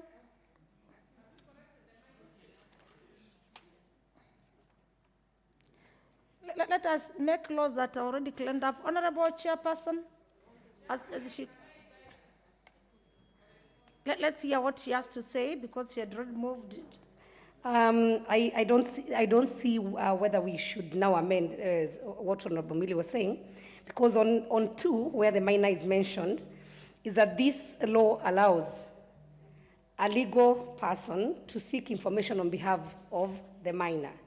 So this would not be affected by what we have amended before. Okay, then let me hear Honorable Millie Odhiambo. Chair, if you actually look at the amendment proposed by the chair in 35(1), is that the directorate shall not avail information to a person below the age of 21 years unless the information is necessary for a medical procedure relating to the minor. That's not a minor. 21 is not a minor. Then secondly, where a minor seeks such information, because we've already said it's not a minor who will seek information, it's a person who is 21 who will be seeking information. Then such information, the minor may through a legal guardian give notice. Already we have said a minor is not seeking information, so where are we referring to the minor seeking information again? So that's why I was saying maybe we use the word person instead of minor. As she consults, let me have the member for, you want to clarify? Okay. You see, Chair, here it's saying, okay, the director shall not avail information to a person below the age, now we have said 21 years, unless the information is necessary for medical procedure relating to a minor. So it's not necessarily that the person who is seeking information, there is a legal, when 2 it says, when a minor seeks such information, the minor may through a legal guardian. Okay. Very well. So That's I hope that's why I just love the minds of this house. Honorable Millie Odhiambo, just give her mic. Is it fine? Yeah, that's okay, actually. I understand her. I move to put a question which is that clause 35 be amended as proposed by the Honorable Chairperson. Members, as many as of that opinion say aye. And as many as of a contrary opinion say nay. The ayes have it. I put the question which is a clause 35 as amended be part of the bill. Members, as many as of that opinion say aye. And as many as of a contrary opinion say nay. The ayes have it. Clause 36. I propose the question which is that clause 36 be part of the bill. Proposed amendment by the chairperson, please. Thank you, Chair. I beg to move that the clause 36 of the bill is amended as per the order paper. Chair, this amendment is similar to the other 2 previous amendments that we did, where we are now deleting the word authority. I move, Chair. I propose the question which is that clause 36 be amended as proposed by the Honorable Chairperson of the Health Committee. I hear there is no interest on this, and I move to put the question, which is a clause 36 be amended as proposed by the chairperson. Members, as many as of that opinion say aye, and as many as of a contrary opinion say nay. The ayes have it. I move to put the question, which is a clause 36 as amended be part of the bill. As many as of this opinion say aye, and as many as of a contrary opinion say nay. The ayes have it. Clause 37. I propose the question, which is a clause 37, be part of the bill. Chairperson, please move your proposed amendment. Thank you, Chair. I beg to move that clause 37 of the bill is amended as proposed in the order paper. This, Chair, again, we are deleting the authority to directorate, and number 2, we are also doing the insertion of clause to provide for penalty for contravention of the provision. I move, Chair. You move. I propose the question, which is that clause 37 be amended as proposed by the chairperson. Honorable 001 David Sankok, your comment? Yes, my comment is on clause 37(4). A person who contravenes the provision of this section commits an offense and shall be conviction be liable to a fine not exceeding 5 million. You know, when you say not exceeding 5 million, it can be 5 shillings. It is still not exceeding 5 million or not exceeding 5 years. So I think, why don't we put it, because this is a very serious issue, not below 5 million and not below 5 years. Why should it not be exceeding? You know, when it is not exceeding, you can even be jailed for 1 day. it is not exceeding 5 years. They can be jailed they can be fined 20 shillings, which is not exceeding 5 million. So I think there must be a way we can put it either between 5 million and 10 million, or 3 million and 10 million, but we can put it not below 5 million. Honorable Martin Odiwa, Owino, member for Diwa, your comment on the... Chair, I realize what the honorable member is saying, but when we are making legislation, we also have to give the judiciary a little way to make their judgment. I don't think they can do that. And Chair, fines are not really to kill people, but to correct people. So we cannot overkill with putting major fines like that. Honorable member for Suba, Honorable Mili, can see you're requesting to speak to this. Chair, There's a comment. I actually agree with Honorable Sankok. I know there's a school of thought that says that when you provide minimums, that you do not allow discretion for the judiciary. But Chair, when I was practicing, I had a case where a person defiled a child, lost the uterus. She underwent, a 6-year-old child, underwent 7 reconstructive surgeries, including removing of her uterus. And the man was put on probation because of discretion. So sometimes when you leave too much discretion, it is subject to abuse. So perhaps if the chair could provide minimum, that would be fine, but that it gives leeway so that there's also just the same way we say that there's guided democracy. We can also guide discretion, Chair. But it's up to the chair to see whether she wants to move it. Very well. Let me hear from the member for North Imenti as the chair consults. Chair, I want to disagree with Honorable Sankok and Honorable Mili. I agree with Honorable Owino of Ndiwa that all our laws, there is never a minimum. So unless we now start changing all the laws, that's when we can now think about it, Madam Chair. But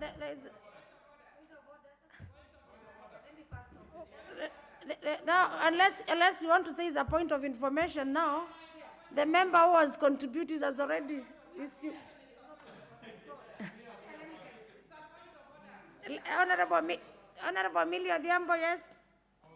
You were not mentioned. We were just disagreeing with you. Thank you, Chair. Is the honorable member in order to mislead the House? The Sexual Offences Act provides for those minimums. So it's not in order to say that there is no law that doesn't provide. There is. That's a point of information you have been informed. No, it's misleading the House. So it's a point of order. Honorable Dao, you have been informed that you are misleading the House is already in the... Yes. Before we make a determination, yes, I'll give it to you, Honorable. But let me get the chairperson to clarify so that I can have one more and then I put the question. Chair, all I wanted to clarify on this fine is that this is fine for the person who is giving information. So it's not the route that Honorable Mili had taken. It's a person who would give or disclose information. So, and Chair, if you look at even what we have passed before, we have already, that not exceeding, that's how we have followed before, not exceeding. And number 2, Chair, as somebody said, we will also expect that we are also very sober judges who will not just, somebody will give information, then you give him a fine of 5 shillings. That's really unreasonable. And we're just hoping that we can also trust our judiciary, Chair, and I move. Honorable Member for Kwanza. I think I need to agree with Sankok. Because if you don't do that, people take advantage. And I think it's only fair that we have a minimum and a maximum. You can't say, because at discretion of somebody, he may, just as I said, right to say, give 1,000 shillings. So I think this House makes law, this House supervises, and therefore we can't run away from it and leave at the discretion of somebody else. It is actually this House that makes law in this country. And therefore, you must have a minimum, and minimum, I think, they just come up with something, minimum, and then maximum. The chair, don't leave it at the discretion of somebody else. Yeah? So, Okay, thank you, Honorable. This because of corruption, Madam Speaker, Madam Chair, this country is getting out of this. And the moment you say the maximum, not maximum, they can do anything. Okay. You say the law is open. Your comment is made. It's a house of. Yes, Honorable Sankok. So before I put the question. We can trust the judiciary on the minimum, not exceeding. Because why don't we say a minimum of 1 million? Now they can go with discretion up to 20 million, 30 million, whatever they go. Because at the end of the day, our 5 million today may be peanuts in coming years. Because in 1991, 10 shillings was a lot of money. But now it is, so if you go to the minimum, now they can go to the higher side, whichever way, and also taking into consideration the living standard, they can go wherever they want to go. But let us give the minimum that, according to us, this issue is life and death. It is about surrogacy. And now, because it is about life, we give a minimum that we think is the basis. And then they can go, depending on what they have committed, the crime they have committed, they can now say, because it is a minimum of 1 million, now they can go to 20 million, 30 million, depending on the crime committed. Okay. Let me give the chair, if the chair is convinced that you can move either in an amended form, if you're not convinced, Chair, I'll move to put the question on the Chair, clause 37. on 37, we are focusing on anybody who discloses information. That is one thing I want to inform members. Number two, I think for the drafters, and maybe we have a few lawyers here, mainly the common way of drafting is saying not exceeding. So commonly we don't set the minimum. A minimum, maximum, mainly it's not exceeding this amount.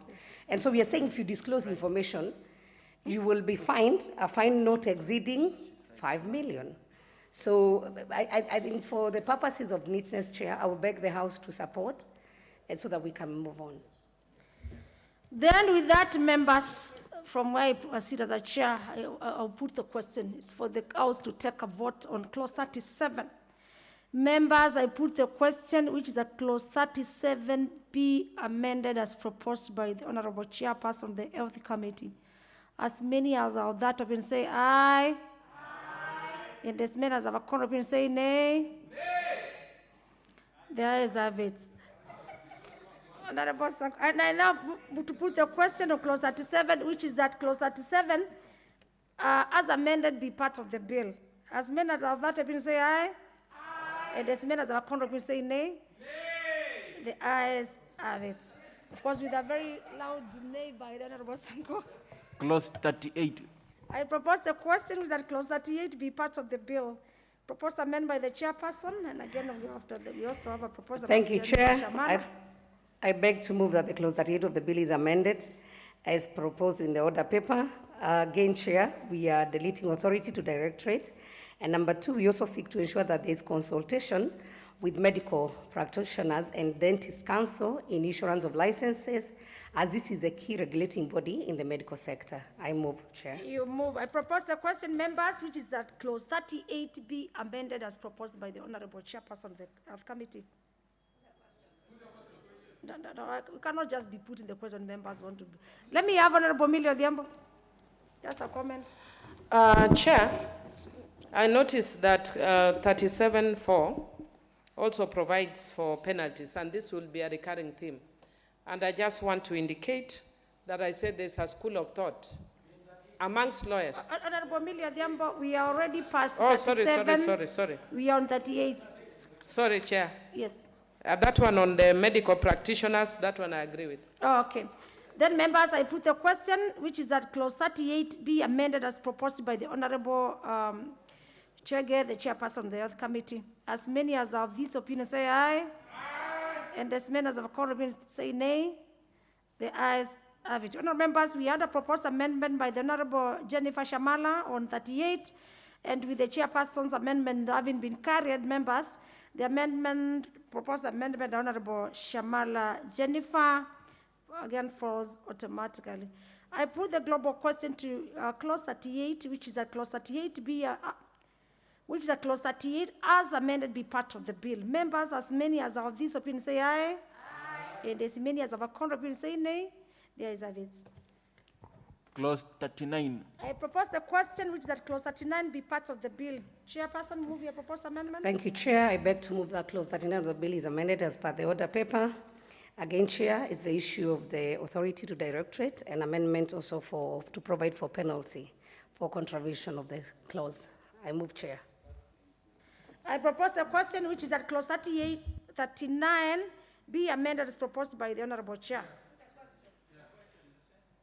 Yeah, let me hear Honorable Sankok on 39. Honorable Chair, though there are a lot of voices against me, but on this one I must go on handset and on record that I oppose. We needed to have said a minimum of 5 million shillings. This is a very sensitive issue. It is an issue that deals with death. We are taking over powers that were bestowed upon God so that human beings can take that power. Honorable Speaker, we cannot be having not exceeding 5 million. 5 million is not a lot of money. And you know, they can end up being penalized. You're on 39? 20. Yes, I'm on 39. Okay. Very Because well. to be specific, I'm on 39B2. Yes, a person who I can contravenes this provision of this section commit an offense and shall, upon conviction, be liable to a fine not exceeding 5 million. I wanted to be minimum of 5 million, going there about even 100 million, because it's a function that was bestowed upon God. Now that we are taking that function. Okay. With that, Honorable Millie? Super. Chair, just also want to go on record with that.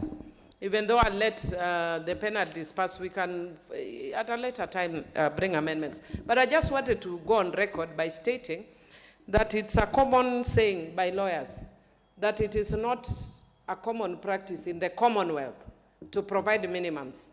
It is also not a common practice in the Commonwealth to be corrupt.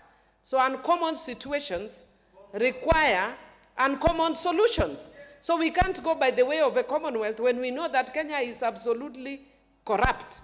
So when we are corrupt, we must provide standards which are uncommon and which are deterrent. So when you provide discretion, like in this case, what 39 is seeking to do is to provide that nobody shall carry out assisted reproduction unless the person has a license.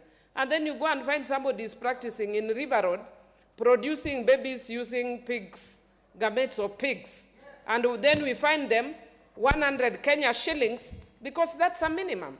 So that's actually why I'm saying I may not push too much for that now, but at a later date we need to provide a minimum.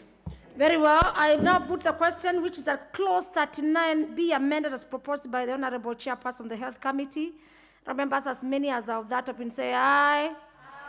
And as many as have been say nay. Nay. Yes, I have it. Clause. Then I move to put the global question, which is that clause 39, as amended, be part of the bill. As many as of that have been say aye. Aye. And as many as have been say nay. Nay. Yes, I have it. Clause 40. I propose the question, which is that clause 40 be part of the bill. Proposed amendment by the chairperson of the committee, and we also have another proposed amendment by Honorable Jennifer Shamala. Yes, Honorable Chairperson. Thank you, Chair. I beg to move that the clause 40 of the bill is amended as proposed in the order paper, and this is just a matter of deletion of the word authority to directorate. I move, Chair.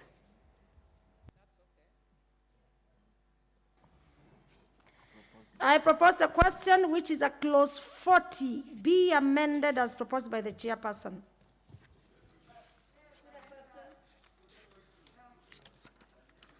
Honorable Shamala, you want? Yes, thank you, Madam Chair. I'm seeking a clarification on this because my amendment says that clause 40 of the bill be amended by inserting the following new subsections 4, 5, and 6 immediately after subsection 3. That embryo shall not be imported or exported outside of Kenya. It is the responsibility of the IVF facility to ensure that the embryo that are created but are not transferred to an adoptive mother because of her death, disagreements, commissioning parents, and the surrogate or any other reasons. Is this not clause 40, subclause 4 and 5? Because it...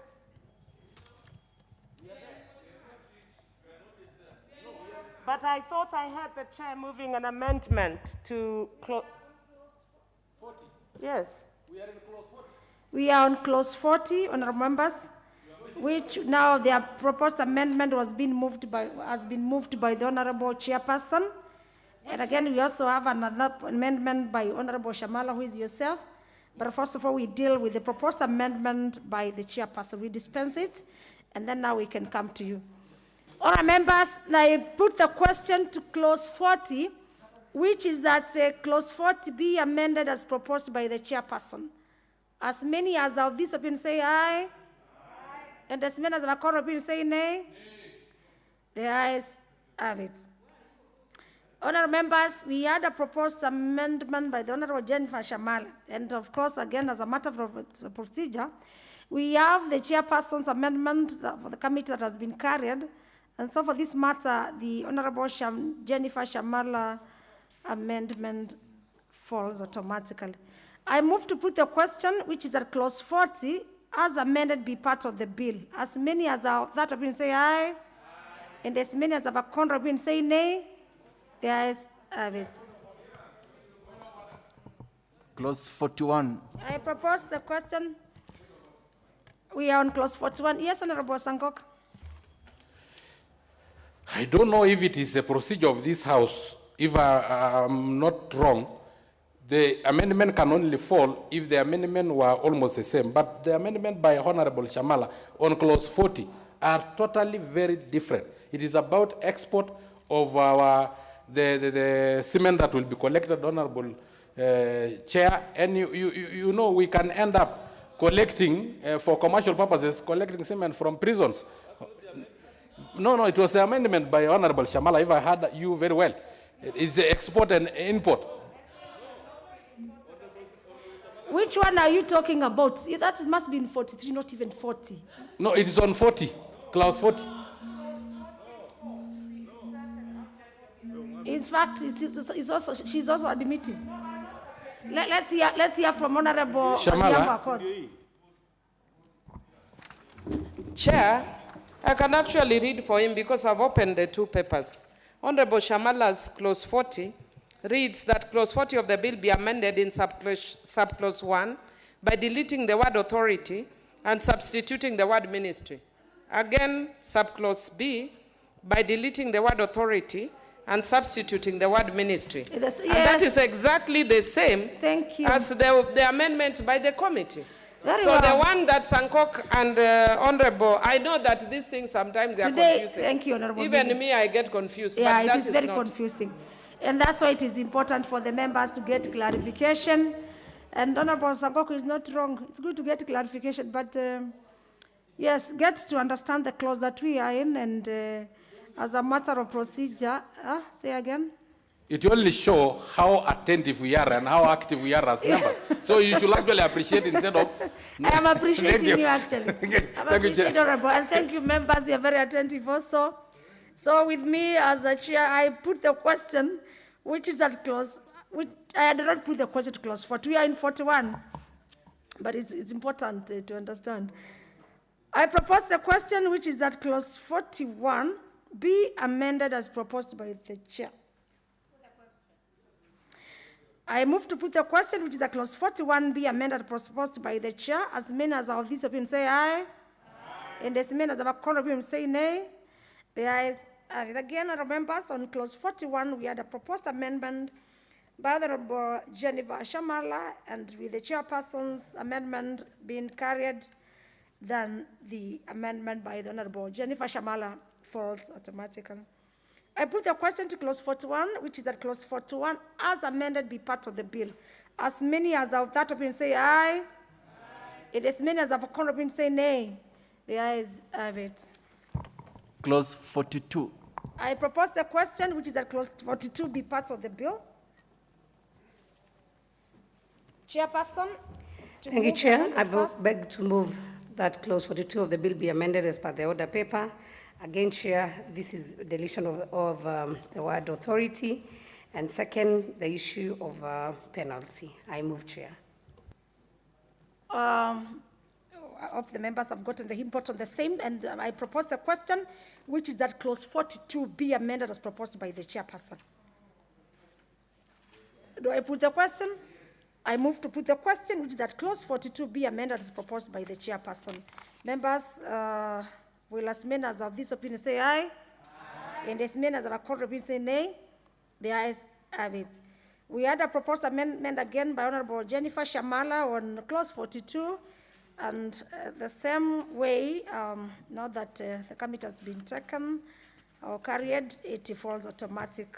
I put the question to clause 42 then, which is that clause 42, as amended, be part of the bill. As many as of this opinion say aye, and as many as of a court opinion say nay. Yes, have it. Clause 43. I propose the question, which is that clause 43 be part of the bill. We have a proposed amendment by the Honorable Jennifer Shamala. Now, move the amendment on 43. Thank you, Madam Chair.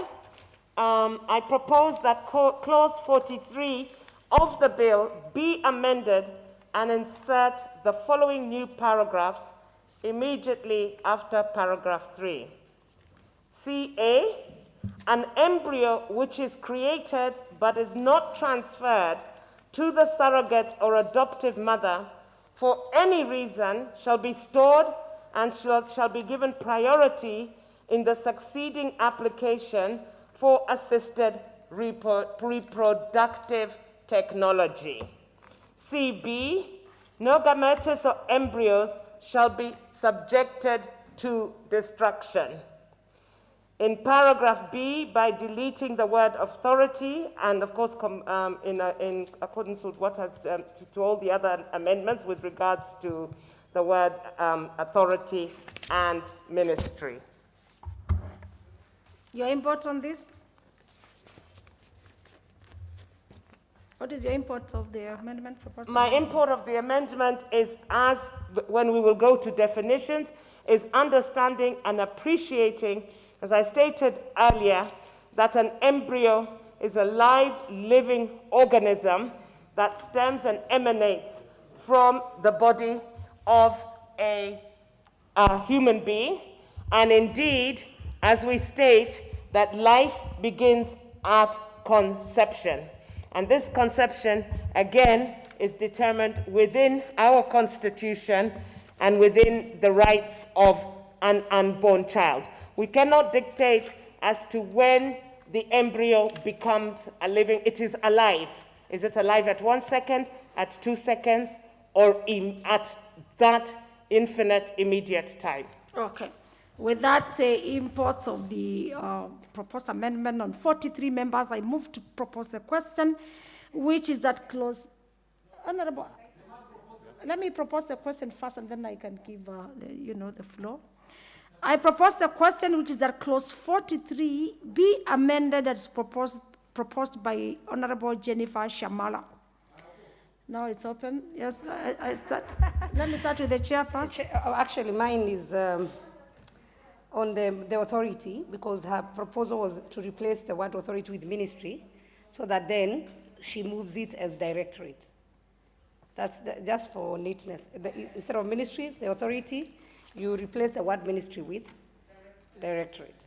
Yeah. Then she must be on record, because yes, it's already, she had already said that she did not say as per the order paper. So please, can you just, for clarity, just move it in B, so that, I move it. Though I had already proposed. Yes, Honorable Shamala, you have the mic. I'm sorry, Madam Chair. I was consulting with Honorable Sankok on something I didn't quite. I propose to move that the word authority be replaced by the word directorate. You propose? Ministry or director? Yes. Then now that directorate. With the word directorate. With the director, it is further amended. I propose the question, which is that clause 43 be further amended as proposed by the Honorable Shamala, which is for substitution of the ministry with the directorate, as of course not indicated in the order paper, so that at least we can have some uniformity. So with that, Honorable, yes, we will all speak to this. Honorable Sankoko 001. Honorable Chair, I oppose what Honorable Shamala, not in entirety what she have said, but the specific point where she said that the employee cannot be destroyed at any time. Honorable Chair, supposing we realize that during the formation of this employee, we may have gotten a donor who is a serial killer or who is a criminal, Honorable Speaker and Chair, or again, if we realize, no, let us just be factual, because let us be factual, because these things do happen. And we find that whatever we have created the employee, there is a lot of deformities, that congenital deformities that may no, it's not about abortion. This one is still in the test tube. We have not yet implanted into the womb. Honorable Chair, so for me, I employ upon members so that we can oppose this one, that we can destroy depending on professional medical advice. And she have said we must preserve it. For how long? Is it for 100 years, for eternity, for waiting for another chance? So, Honorable Chair, I really do oppose this one. You oppose Honorable Majimbo Kalasinga, the member for Kabuchai constituency. Thank you, Madam Chair. I think, Madam Chair, I will agree with Madam Shamala that we have, when does life begin? Life begin when we put the two, when they come it together come. Madam Chair, if we know that life has begun already, we are committing, as a Christian, we are committing a sin by that destruction self. I do not agree with the Honorable Sangok in that we are saying of a serial killer. Madam Chair, we don't destroy offsprings because of their fathers or mothers. We do this because, Madam Speaker, we preserve a life. That is when we need more research before we come together. Meiosis and mitosis, Madam Chair, come in here in space only if you have already researched. And Madam Speaker, Madam Chair, if we do that, if we allow that, then we shall have more destruction of life because we know where life begins. So I support the amendment of Madam Shamala, and I strongly oppose. If we go like this, how do you judge the character of a person and then level it on an offspring? Thank you, Madam Chair. Okay, it's a house of debate, Honorable Kabuchai. You may not wish to really be in agreement with Honorable Sankok, but now when you say you support, what you are supporting is the amendment. Are you in support of the amendment or not? Not Honorable Sankok. All right, Madam Chair, I'm in support of the amendment. Oh, okay. Yes, let me hear from the Dr. Nikal. Honorable Dr. Nikal. Chair, this is a very important amendment that is being proposed, and I would propose that we also don't take it together, CA and CB, because they have distinct differences. With CA, the issue is there must also be consent on when the next person, because the next person who may be requesting may not want that particular embryo. Yes. So that consent is also important. But we can leave that to regulations, in which case I can support that. CB is now more technical issue, because even if you store the embryos, with time, they actually deteriorate. So that there is actually a technical period that is provided for, I think, and even in this law, we are provided for a period. For 10 years, which we actually say we can be amended.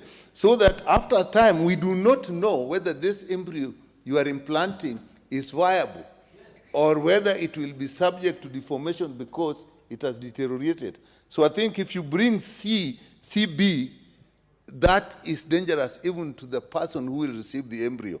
I would therefore, I'm opposed to CB, CA, so long as we know that there will be consent on the next person who requires to have the embryo.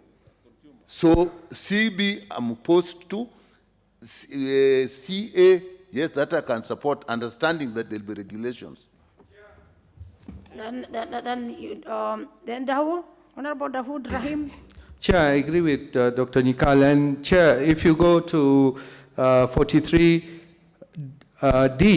it says no gametes or embryos shall be kept in storage for longer than the statutory storage period. But, you know, CB is in complete contrast to what D is there. So it should be completely removed from the amendment of Honorable Shamala, because it will be in conflict with D. Unless, Honorable Ndiwa. Yeah, Chair, I also rise to oppose this. I think Honorable Shamala meant well, but normally they take 10 years. In very rare circumstances, can go up to 55 years. This is, so we will not say you cannot destroy, because even if at that elevated level, you can give birth to something else. So life starts at conception is okay in the right place in the womb, but you cannot transfer in the test tube, freezing and all this. So I oppose. You oppose, Doctor, of course. The Honorable Chairperson, Honorable. Yeah, Chair, I just wanted maybe to guide Honorable Shamala, because on 43, if you go 43, D, it says no gamete or embryos shall be kept in storage for longer than the statutory storage period. And also, 2 says the storage period in respect of embryos shall be a period not exceeding 10 years, or as the license may specify. So the amendment, what she's moving, will be contradicting actually 43. So I would ask her to drop, so that we go, the authorities, okay, to drop the ones that are contradictory. So for this matter, unless, because it's an amendment by the Honorable Shamal, unless she drops on record, or I put the question for the whole. The Honorable Shamala. Yes, Honorable Nikal. If we put a question for the whole, and we say that CA is actually tolerable, it can be done, we can have ways of sorting it out.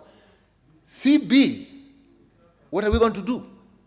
Because are you going to give me an embryo that is 35 years old? 35 years old, and we do not know at that point whether it will be viable or whether it will give deformed children. So if we could call out CA separately and CB separately, that in my mind would help.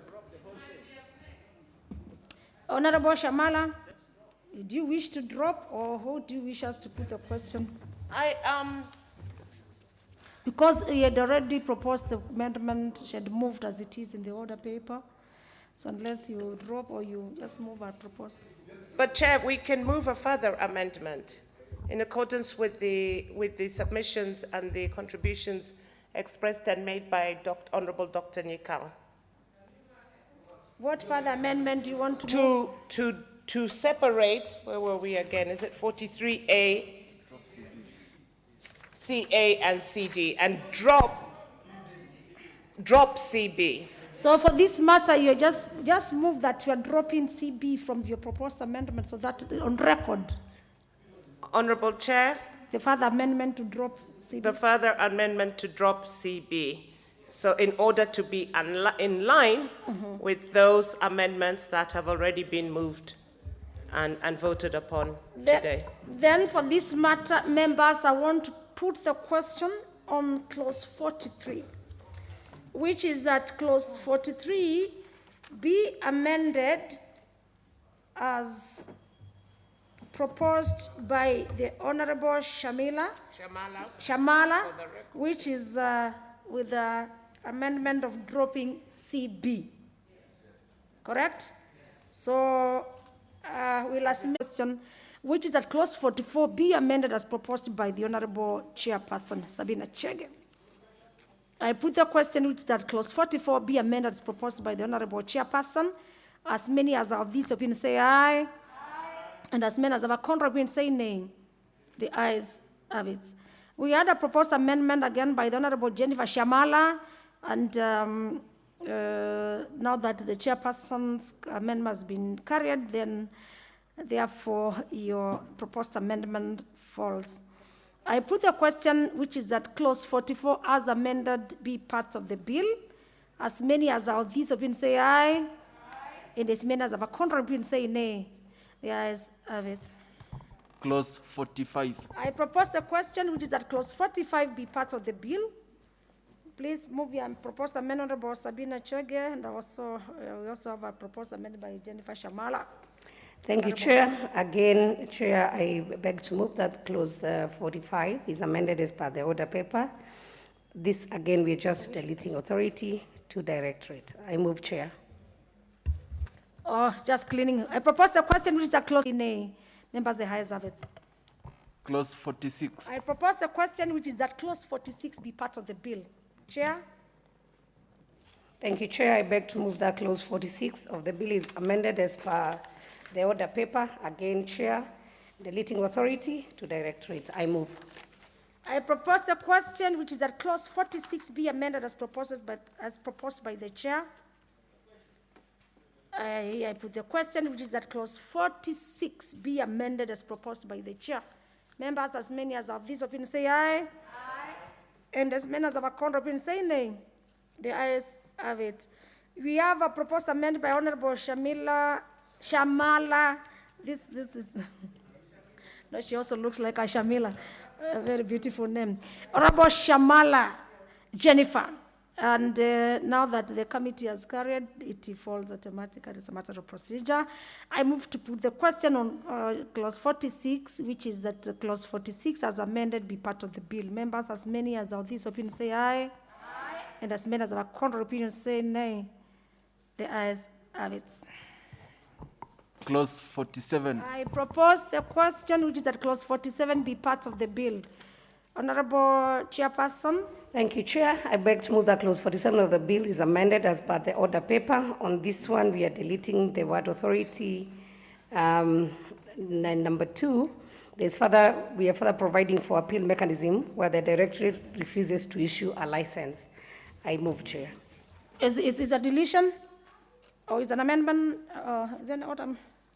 Please be on record. It's a deletion and insertion, so it's an amendment. So I propose a question which is that clause 47 be amended as proposed by the chairperson. I move to put the question which is that clause 47 be amended as proposed by the chairperson. As many as of this opinion say aye. Aye. And as many as of a contrary opinion say nay. The ayes have it. Before I put the global question, we have we had a proposed amendment, and as many as of a contrary opinion say nay, which is that clause 49 be part of the bill. Proposed amendment by the chairperson and also by Jennifer Shamala, Honorable. Thank you, Chair. I beg to move that clause 49 of the bill is amended as per the order paper. And again, Chair, we are deleting the word authority, replacing it with the word directorate. I move. I put the question which is that clause 49 be amended as proposed by the chair. As many as are of that opinion say aye. Aye. As many as are contrary opinion say nay. The ayes have it.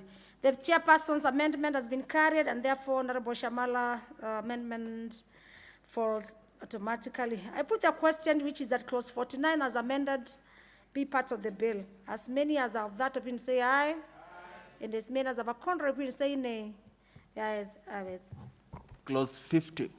I propose the question which is that clause 50 be part of the bill. Chairperson, please move your proposed amendment. Chair, I beg to move that the clause 50 is deleted. And Chair, this is a consequential amendment due to the deletion of authority. And Chair, you'll notice from 50, we will delete all the way. It's only that there's no shortcut. With that, I propose, yes, I propose the question which is that, yes, it is true, there's no shortcut. It's a matter of procedure. Yeah. I propose the question which is that clause 50 be deleted. I put the question which is that clause 50 be deleted. As many as are of that opinion say aye. Aye. And as many as have a contrary opinion say nay. The ayes have it. Honorable Jennifer Shamala proposal, which has the same effect, falls. Next clause. Clause 51. I propose the question, which is the clause 51, be part of the bill. Proposed amendment. It's a deletion. Chair, I propose the clause 51. The clause 51 of the bill is deleted. Again, same reason. We have no authority. And I move. I propose the question which is that clause 51 be deleted, as proposed by the chair. I put the question which is that clause 51 be deleted as proposed by the chair. As many as are of this opinion say aye, and as many as are of contrary opinion say nay. The ayes have it. The chairperson amendment, Honorable Shamala's amendment, have the same effect. Next clause. Clause 52. I propose the question which is clause 52 be part of the bill. Chairperson. Chair, I move that clause 52 of bill is deleted.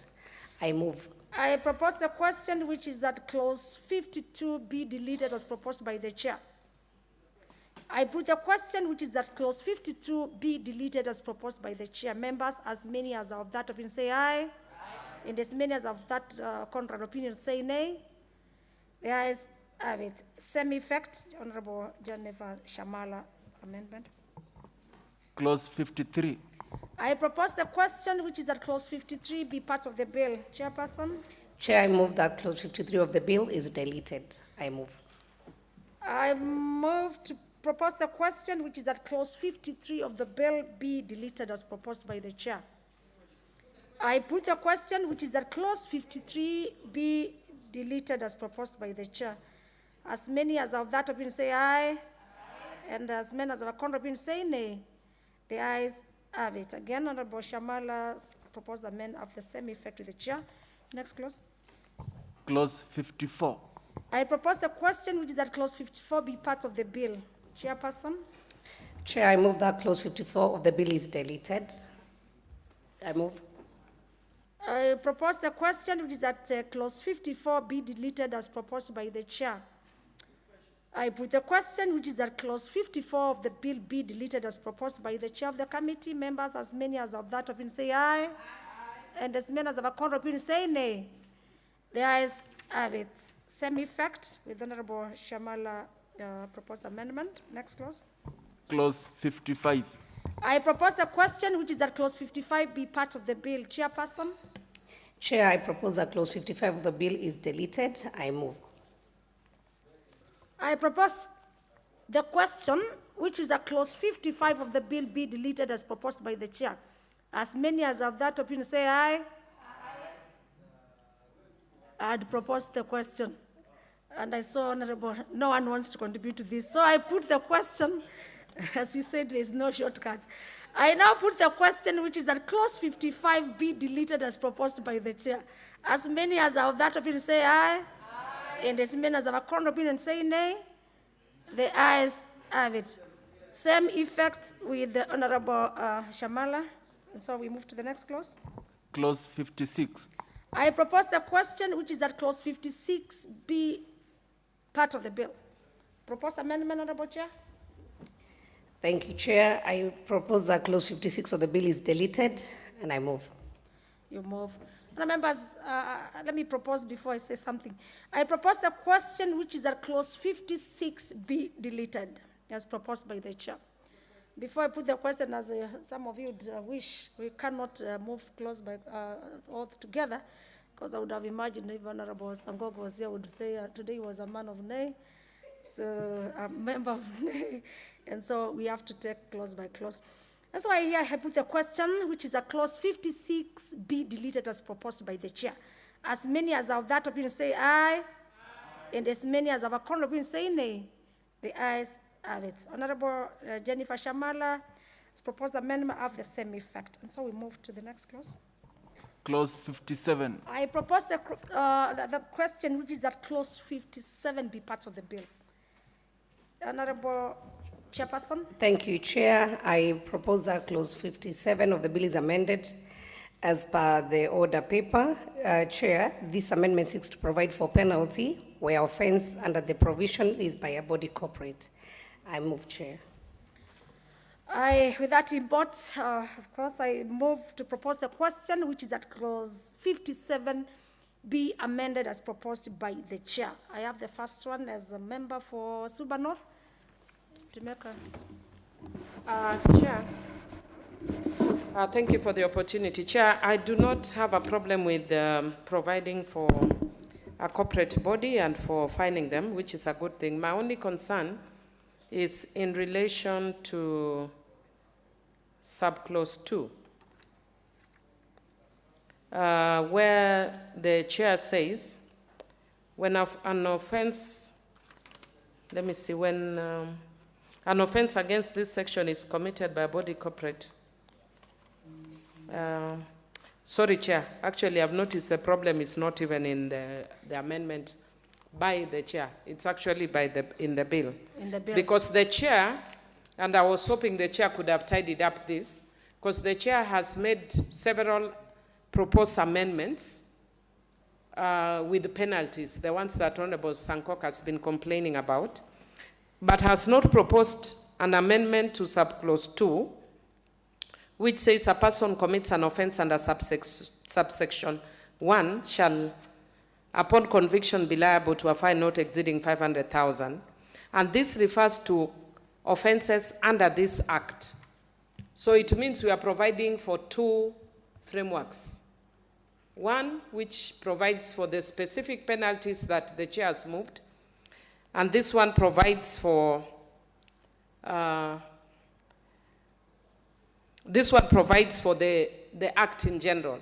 So, Chair, I don't know if it would be in order for me as the sponsor of the bill to then move an amendment to 2 so that it synchronizes with the amendments that the chair has proposed. And the chair, my amendment, which I can then put in writing, would be in 2, that a person who commits an offense under subsection 1, and where no other penalty is provided under this act, shall upon conviction be liable to a fine not exceeding. Otherwise, this provides a conflicting framework, or my amendment could actually provide. Honorable Mili, jambo your concern, but I wish you can convince the chair of the committee if she can move if there's any cleaning up of the amendment, so that at least. Chair, though my understanding is as the mover, I can actually on my feet move an amendment. Let's hear what she has to say. If you can agree, then because you're on the same wavelength, and having left, we don't know why she had left the amendment that you are proposing. And Honorable Chairperson, you've heard the sentiments and the concern of Honorable Mili, who is the owner of the bill. You want her to do you want her to just state Chair, yes. concern again? Chair, I just want to ask Honorable Mili to read 58 so that we know what she's recommending on 2, which I have no problem with, whether again it would be a repeat of 58. And again, okay, and the fine might be because of the amount we can change. Or do we delete A and B, Mili? Honorable Mili, just. Chair, my suggestion is, and I agree with the chair that what I'm suggesting then with that amendment. Honorable Chair, you receive your seat as, yes? Yeah, would be similar yes. to 58. So my suggestion, Chair, is either myself or the chair could move an amendment to delete 57.2, because 57.2 contravenes all the amendments on penalties that the chair has moved, because it provides a person who commits an offense under subsection 1 shall upon for conviction be liable to a fine not exceeding 500,000. Meaning this one provides for 500,000 and the other ones provide for not more than 5 million or whatever. And each section she has actually provided for penalties. So as the mover, I could actually then move that we delete subsection 2, Chair, with your guidance. Now, so that's at least, because now we will be visiting your proposed amendment, can we have the chair do it, you being the owner of the, and again, also guide, this must be, if it has to be, if she agrees, that is, because she had already brought her proposed amendment for the committee, as the chair of the committee, you move, but it has also to be, you need with it for cleanup and for record purpose, it also need to be in writing with time, just put it. Yes, let the chair, having been convinced by the owner of the bill, move. Yes, Honor, give the Honorable Chair. Thank you, With Chair. a concern on 57, it's good to make laws that are clean. Yes, Yeah, Honorable thank you, Chair. Chair. I actually support committees. the recommendation from Honorable Millie, and so I'll further amend my amendment of 57 and also add that we delete 57(2). Thank you, Chair. I move. With that, members, I propose the question, which is that clause 57 be further amended as proposed by the Honorable Chair, and again on record 2, delete 57(2). Yes, then I can have now Honorable Millie Odhiambo on record, so that at least you know on that. Yes, Chair, I think that is neat and I support. I only support. wish the Chair and then, no, I'll leave with that. I think that's Then okay. I also order the Chair, this must also be written, you make a write-up on the same, so that it is on the records. Of course, it's a House of Answered. Let me have another one member, Martin Yowin on the just on record, yes, so that at least we know. Yeah, I agree. Oh, very well. Support, yeah. Members, Honorable Shama, very beautiful name. Thank you, Madam Chair. I just wish to state that I thank all members, and I'm really appreciative that we have sat for this long on this, what is a very important bill. Having stated that, with regards to Article 57, I wish we had also had the opportunity to have a conversation with and to deliberate with the Health Committee. But most importantly, I do wish to state in this particular Article 57 that if the Constitution of Kenya states, because my amendment is going to automatically fall, and I must make this statement, in Article 26(1), that every person has the right to life, and that life of a person in Article 26(2) begins at conception. And if indeed we have penalties for murder, for manslaughter, then how and why is it that a person who commits an offense with the deliberate destruction of an embryo will only pay a fine not exceeding 500,000 shillings? Okay, very well. Members, I move to put with that. Thank you, Honorable Shamala Jennifer. I put a question, which is that. No, it's a process. She's not withdrawing. It will come automatically in the event that ours is taken. Not ours. You, Honorable Chairpersons, is taken. I put the question, members, which is that clause 57 be further amended as proposed by the Honorable Chairperson. As many as of this opinion say aye, and as many as of our current opinion say nay, the ayes have it. Honorable Shamala's proposed amendment falls as she had already considered. I put a question, which is that clause 57 as further amended part of the bill. As many as of that opinion say aye. As many as our current opinion say nay, the ayes have it. Next clause. Clause 58. I propose a question, which is that clause 58 be part of the bill. Chair? Yes. And members, I wish we can now, Chair. because I can see it. Chair, you said that the proposal by Honorable Shamala falls on clause 57. Yes. Yet this is being a new clause for, according to how it worded here, Honorable Chair. No, it is. It's 57, now that the chairperson's amendment has been moved, it has been carried, it falls that the other proposed amendment on the same falls automatically. Very well. It's good to clarify. I tell you, we are very attentive today. Thank you, Member for Nafakolo, the majority whip. Yes, I propose a question, which is that clause 58 be part of the bill, Chairperson. Thank you, Chair. I propose that clause 58 of the bill is amended as proposed on the order paper. And this amendment seeks to increase the general penalty in order to promote compliance. I move, Chair. I propose the question, which is that clause 58 be amended as proposed by the Chair. I see no interest. I put the question, which is that clause 58 be amended as proposed by the Chair. As many as of this opinion say aye.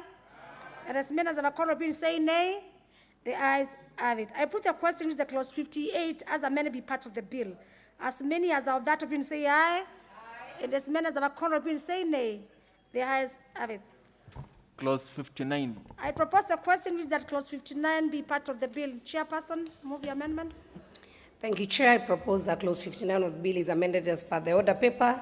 Chair, this is a consequential amendment due to deletion of the authority. I move. I propose the question which is that clause 59 be amended as proposed by the chair. Honorable Millie. Whereas I support, I do notice that the chair is also proposing to delete I, which states in respect of the number of children that may be created from the gametes of one donor through the application of assisted reproduction procedures. And Chair, I'm just wondering if the chair can give a good justification, because we actually saw a case, I think it was in America or somewhere, where one person had produced almost 1,000 children. And there were, I don't know whether they are 1,000 or, but it was some ridiculous number. And now the children were all seeking, as we have agreed here, to know who their biological father is. And in those countries, some of them were actually seeking for support. You are on 50 what? Honorable Millie Odhiambo, we are on 59. Yes, 59. On 59, Honorable. Yes, and in 59, yes, the chair is seeking to delete, other than the consequential one she's talking about, she's also seeking, because in A, she's seeking to replace authority with directorate. She's seeking to delete D, which is for the number of times that a patient can be assisted, which makes sense, I agree, because you can go 1,000 times if you're having challenges. But I, which basically says that one person can donate their sperm even 1,000 times, that means we can have 1,000 children from one parent, from one father. It's their possibility of people marrying their relatives. So I'm just wondering whether the chair has seen that and whether she wants to. Chair, can you make a comment on that? And then we move. I can see we have few clauses on this and members are getting. Yes, Chair. I just want to inform the House that this is the role of that the Cabinet Secretary had been given. Cabinet Secretary, in consultation with authority, may make regulations, generally for the better carrying out of the provision of this Act and without prejudice to the generality of foregoing, may make regulations. So, the Cabinet Secretary, the first one we were deleting is D. How would the Cabinet Secretary make regulations for the number of times that a patient can be given assisted reproductive services? This is a health matter, and we felt, okay. So I just wanted to do the justification of both. So the first one was number, so the Cabinet Secretary may not determine, because this is a health matter. On I is in the respect of the number of children that may be created from the gamete of one donor through the application of assisted reproductive procedures. Again, the committee had felt this was much more of a medical issue, that the medical authority can be able to make the decision and not the Cabinet Secretary. That's why we were removing it from that being a responsibility of the Cabinet Secretary, for it to be a responsibility of the medical practitioner who is trusted with giving assisted reproductive. Honorable Millie.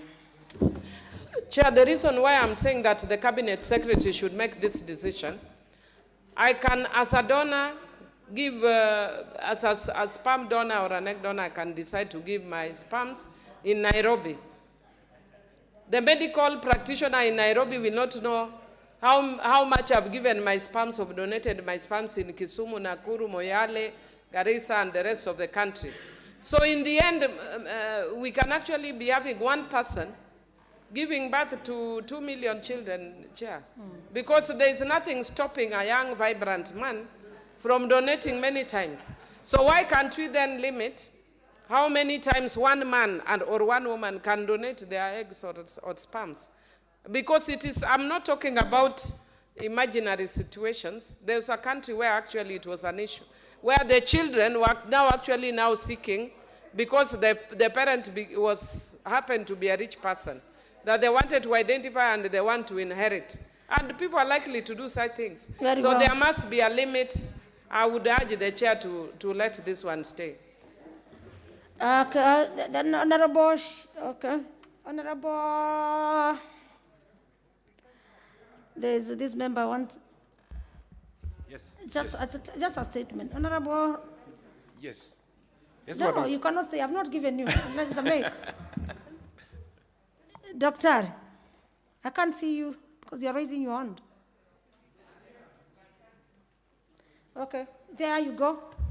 Thank you, Chair. Chair, as we legislate, Chair, and particularly given the contributions that we are making, I would like to go on record, Chair, that we cannot really continue in terms of legislation to keep defining what is dealing with children, with parenthood, with family as a health issue. Chair, I find it a big challenge that we are talking about those who are being assisted to have children. Chair, where is the child protection? Chair, how are we even talking about how 1,000 children are going to come? So, Chair, I would like to go on record that it is extremely important for us to understand that as we make legislation, let us make legislation that deals contextually with problems and seeks to push values and solve issues that will help us. Thank you, Chair. Let me hear the comment by Honorable Shamala. Thank you, Madam Chair. With regards to the deletion of, is it article, it's section 59 on provisions on delegated powers. Certain subsections.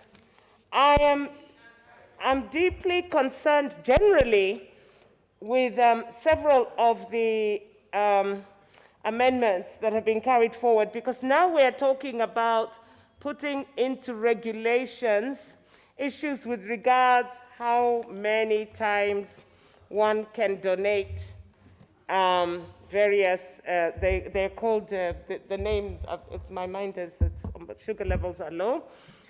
And I'm beginning to ask myself, indeed, all these amendments have been passed this morning, and some of these things I think are so crucial that they should be in the substantive law. I don't think that issues of donors, of ova, of gametes, etc., are matters that should be left to regulations. Let's go to, let me hear the chair, just a comment by the chair, and then I put the question to 59. Chair, you've heard the comments by the honourable members. Please, what do you have to say on this? Chair, you know, we are in a field that is not regulated.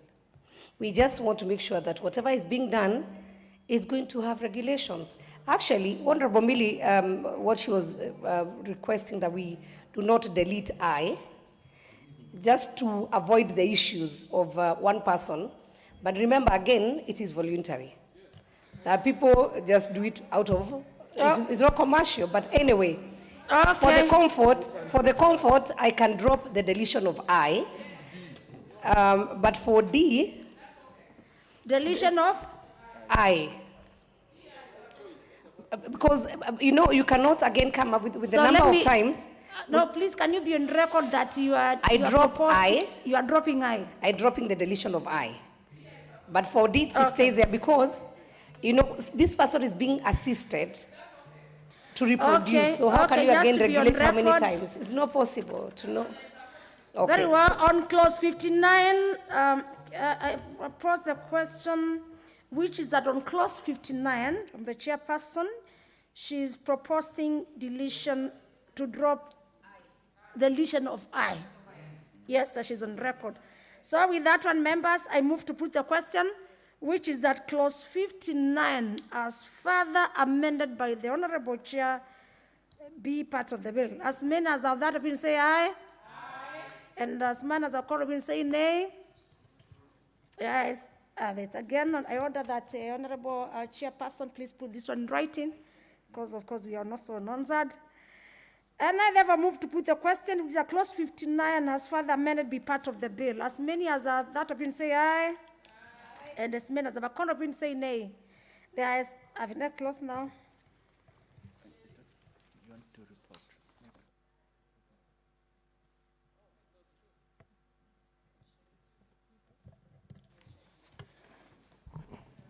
New clause 3A. I propose a question which is that new clause 3A be now read a second time. Mover to move the second reading, new clause 3A.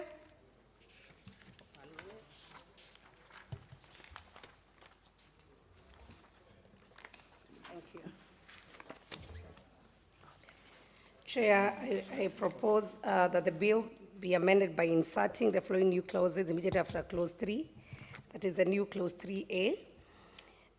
The bill does not have objects and purposes. It is imperative to provide the same. That's why we got the new clause 3A, for the bill to have objects and purposes. I move, Chair. Propose the question which is new clause 3A be now read a second time. I put the question which that new clause 3A be now read a second time. Will as many as have that opinion say aye? Aye. And as many as have a contrary opinion say nay? The ayes have it. I propose the question which is that new clause 3A be part of the bill. See no interest, I move to put the question which is that new clause 3A be part of the bill. As many as have that opinion say aye? Aye. And as many as have a contrary opinion say nay? The ayes have it. Honourable members, because of interest of time, I wish to report the progress on this. The mover of the bill, please, we need to move the reporting. Mover of the bill.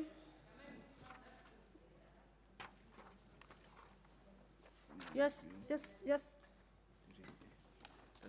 rush. Because of time.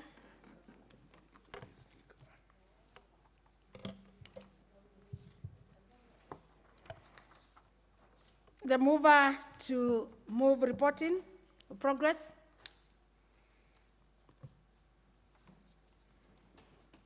Give Honourable Billy the mic. Thank you, Chair. Honourable Chairperson, I beg to move that the committee do report to the House its consideration of the Assisted Reproductive Technology Bill, National Assembly Bill number 34 of 2019, up to new clause 3A, and its approval thereof with amendments, and seek leave to sit again. Very well, honourable members. I put the question, which is that the committee do report to the House its consideration of the Assisted Reproductive Technology Bill, National Assembly Bill number 34 of 2019, up to new clause 3A, and its approval thereof with amendments, and seek leave to sit again. As many as are of this opinion say aye. Aye. And as many as have a contrary opinion say nay. Members, the ayes have it.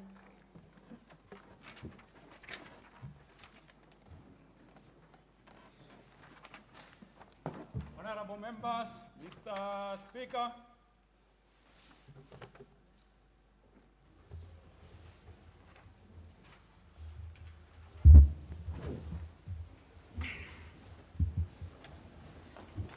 Honourable members, that was a job well done. So,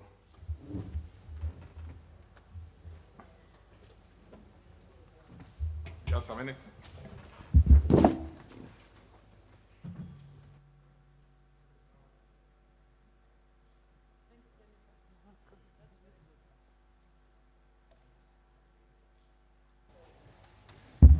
Other members. And what is the chair health doing this other side of the house? But it's a free sitting anyway. So let's have the chairperson to report to the House.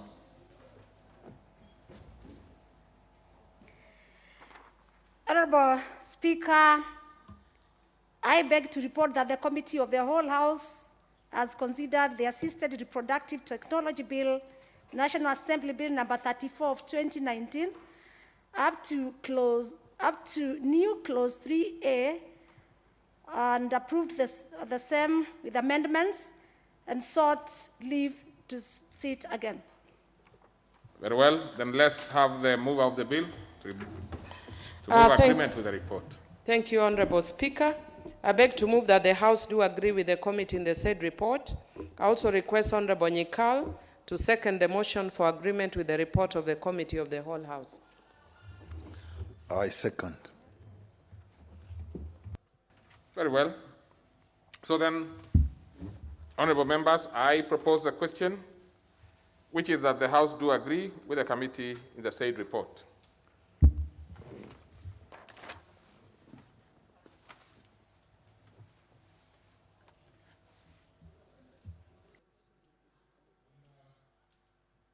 Members, I will not be putting any question for now, so we will stop it at that. Right? Yes.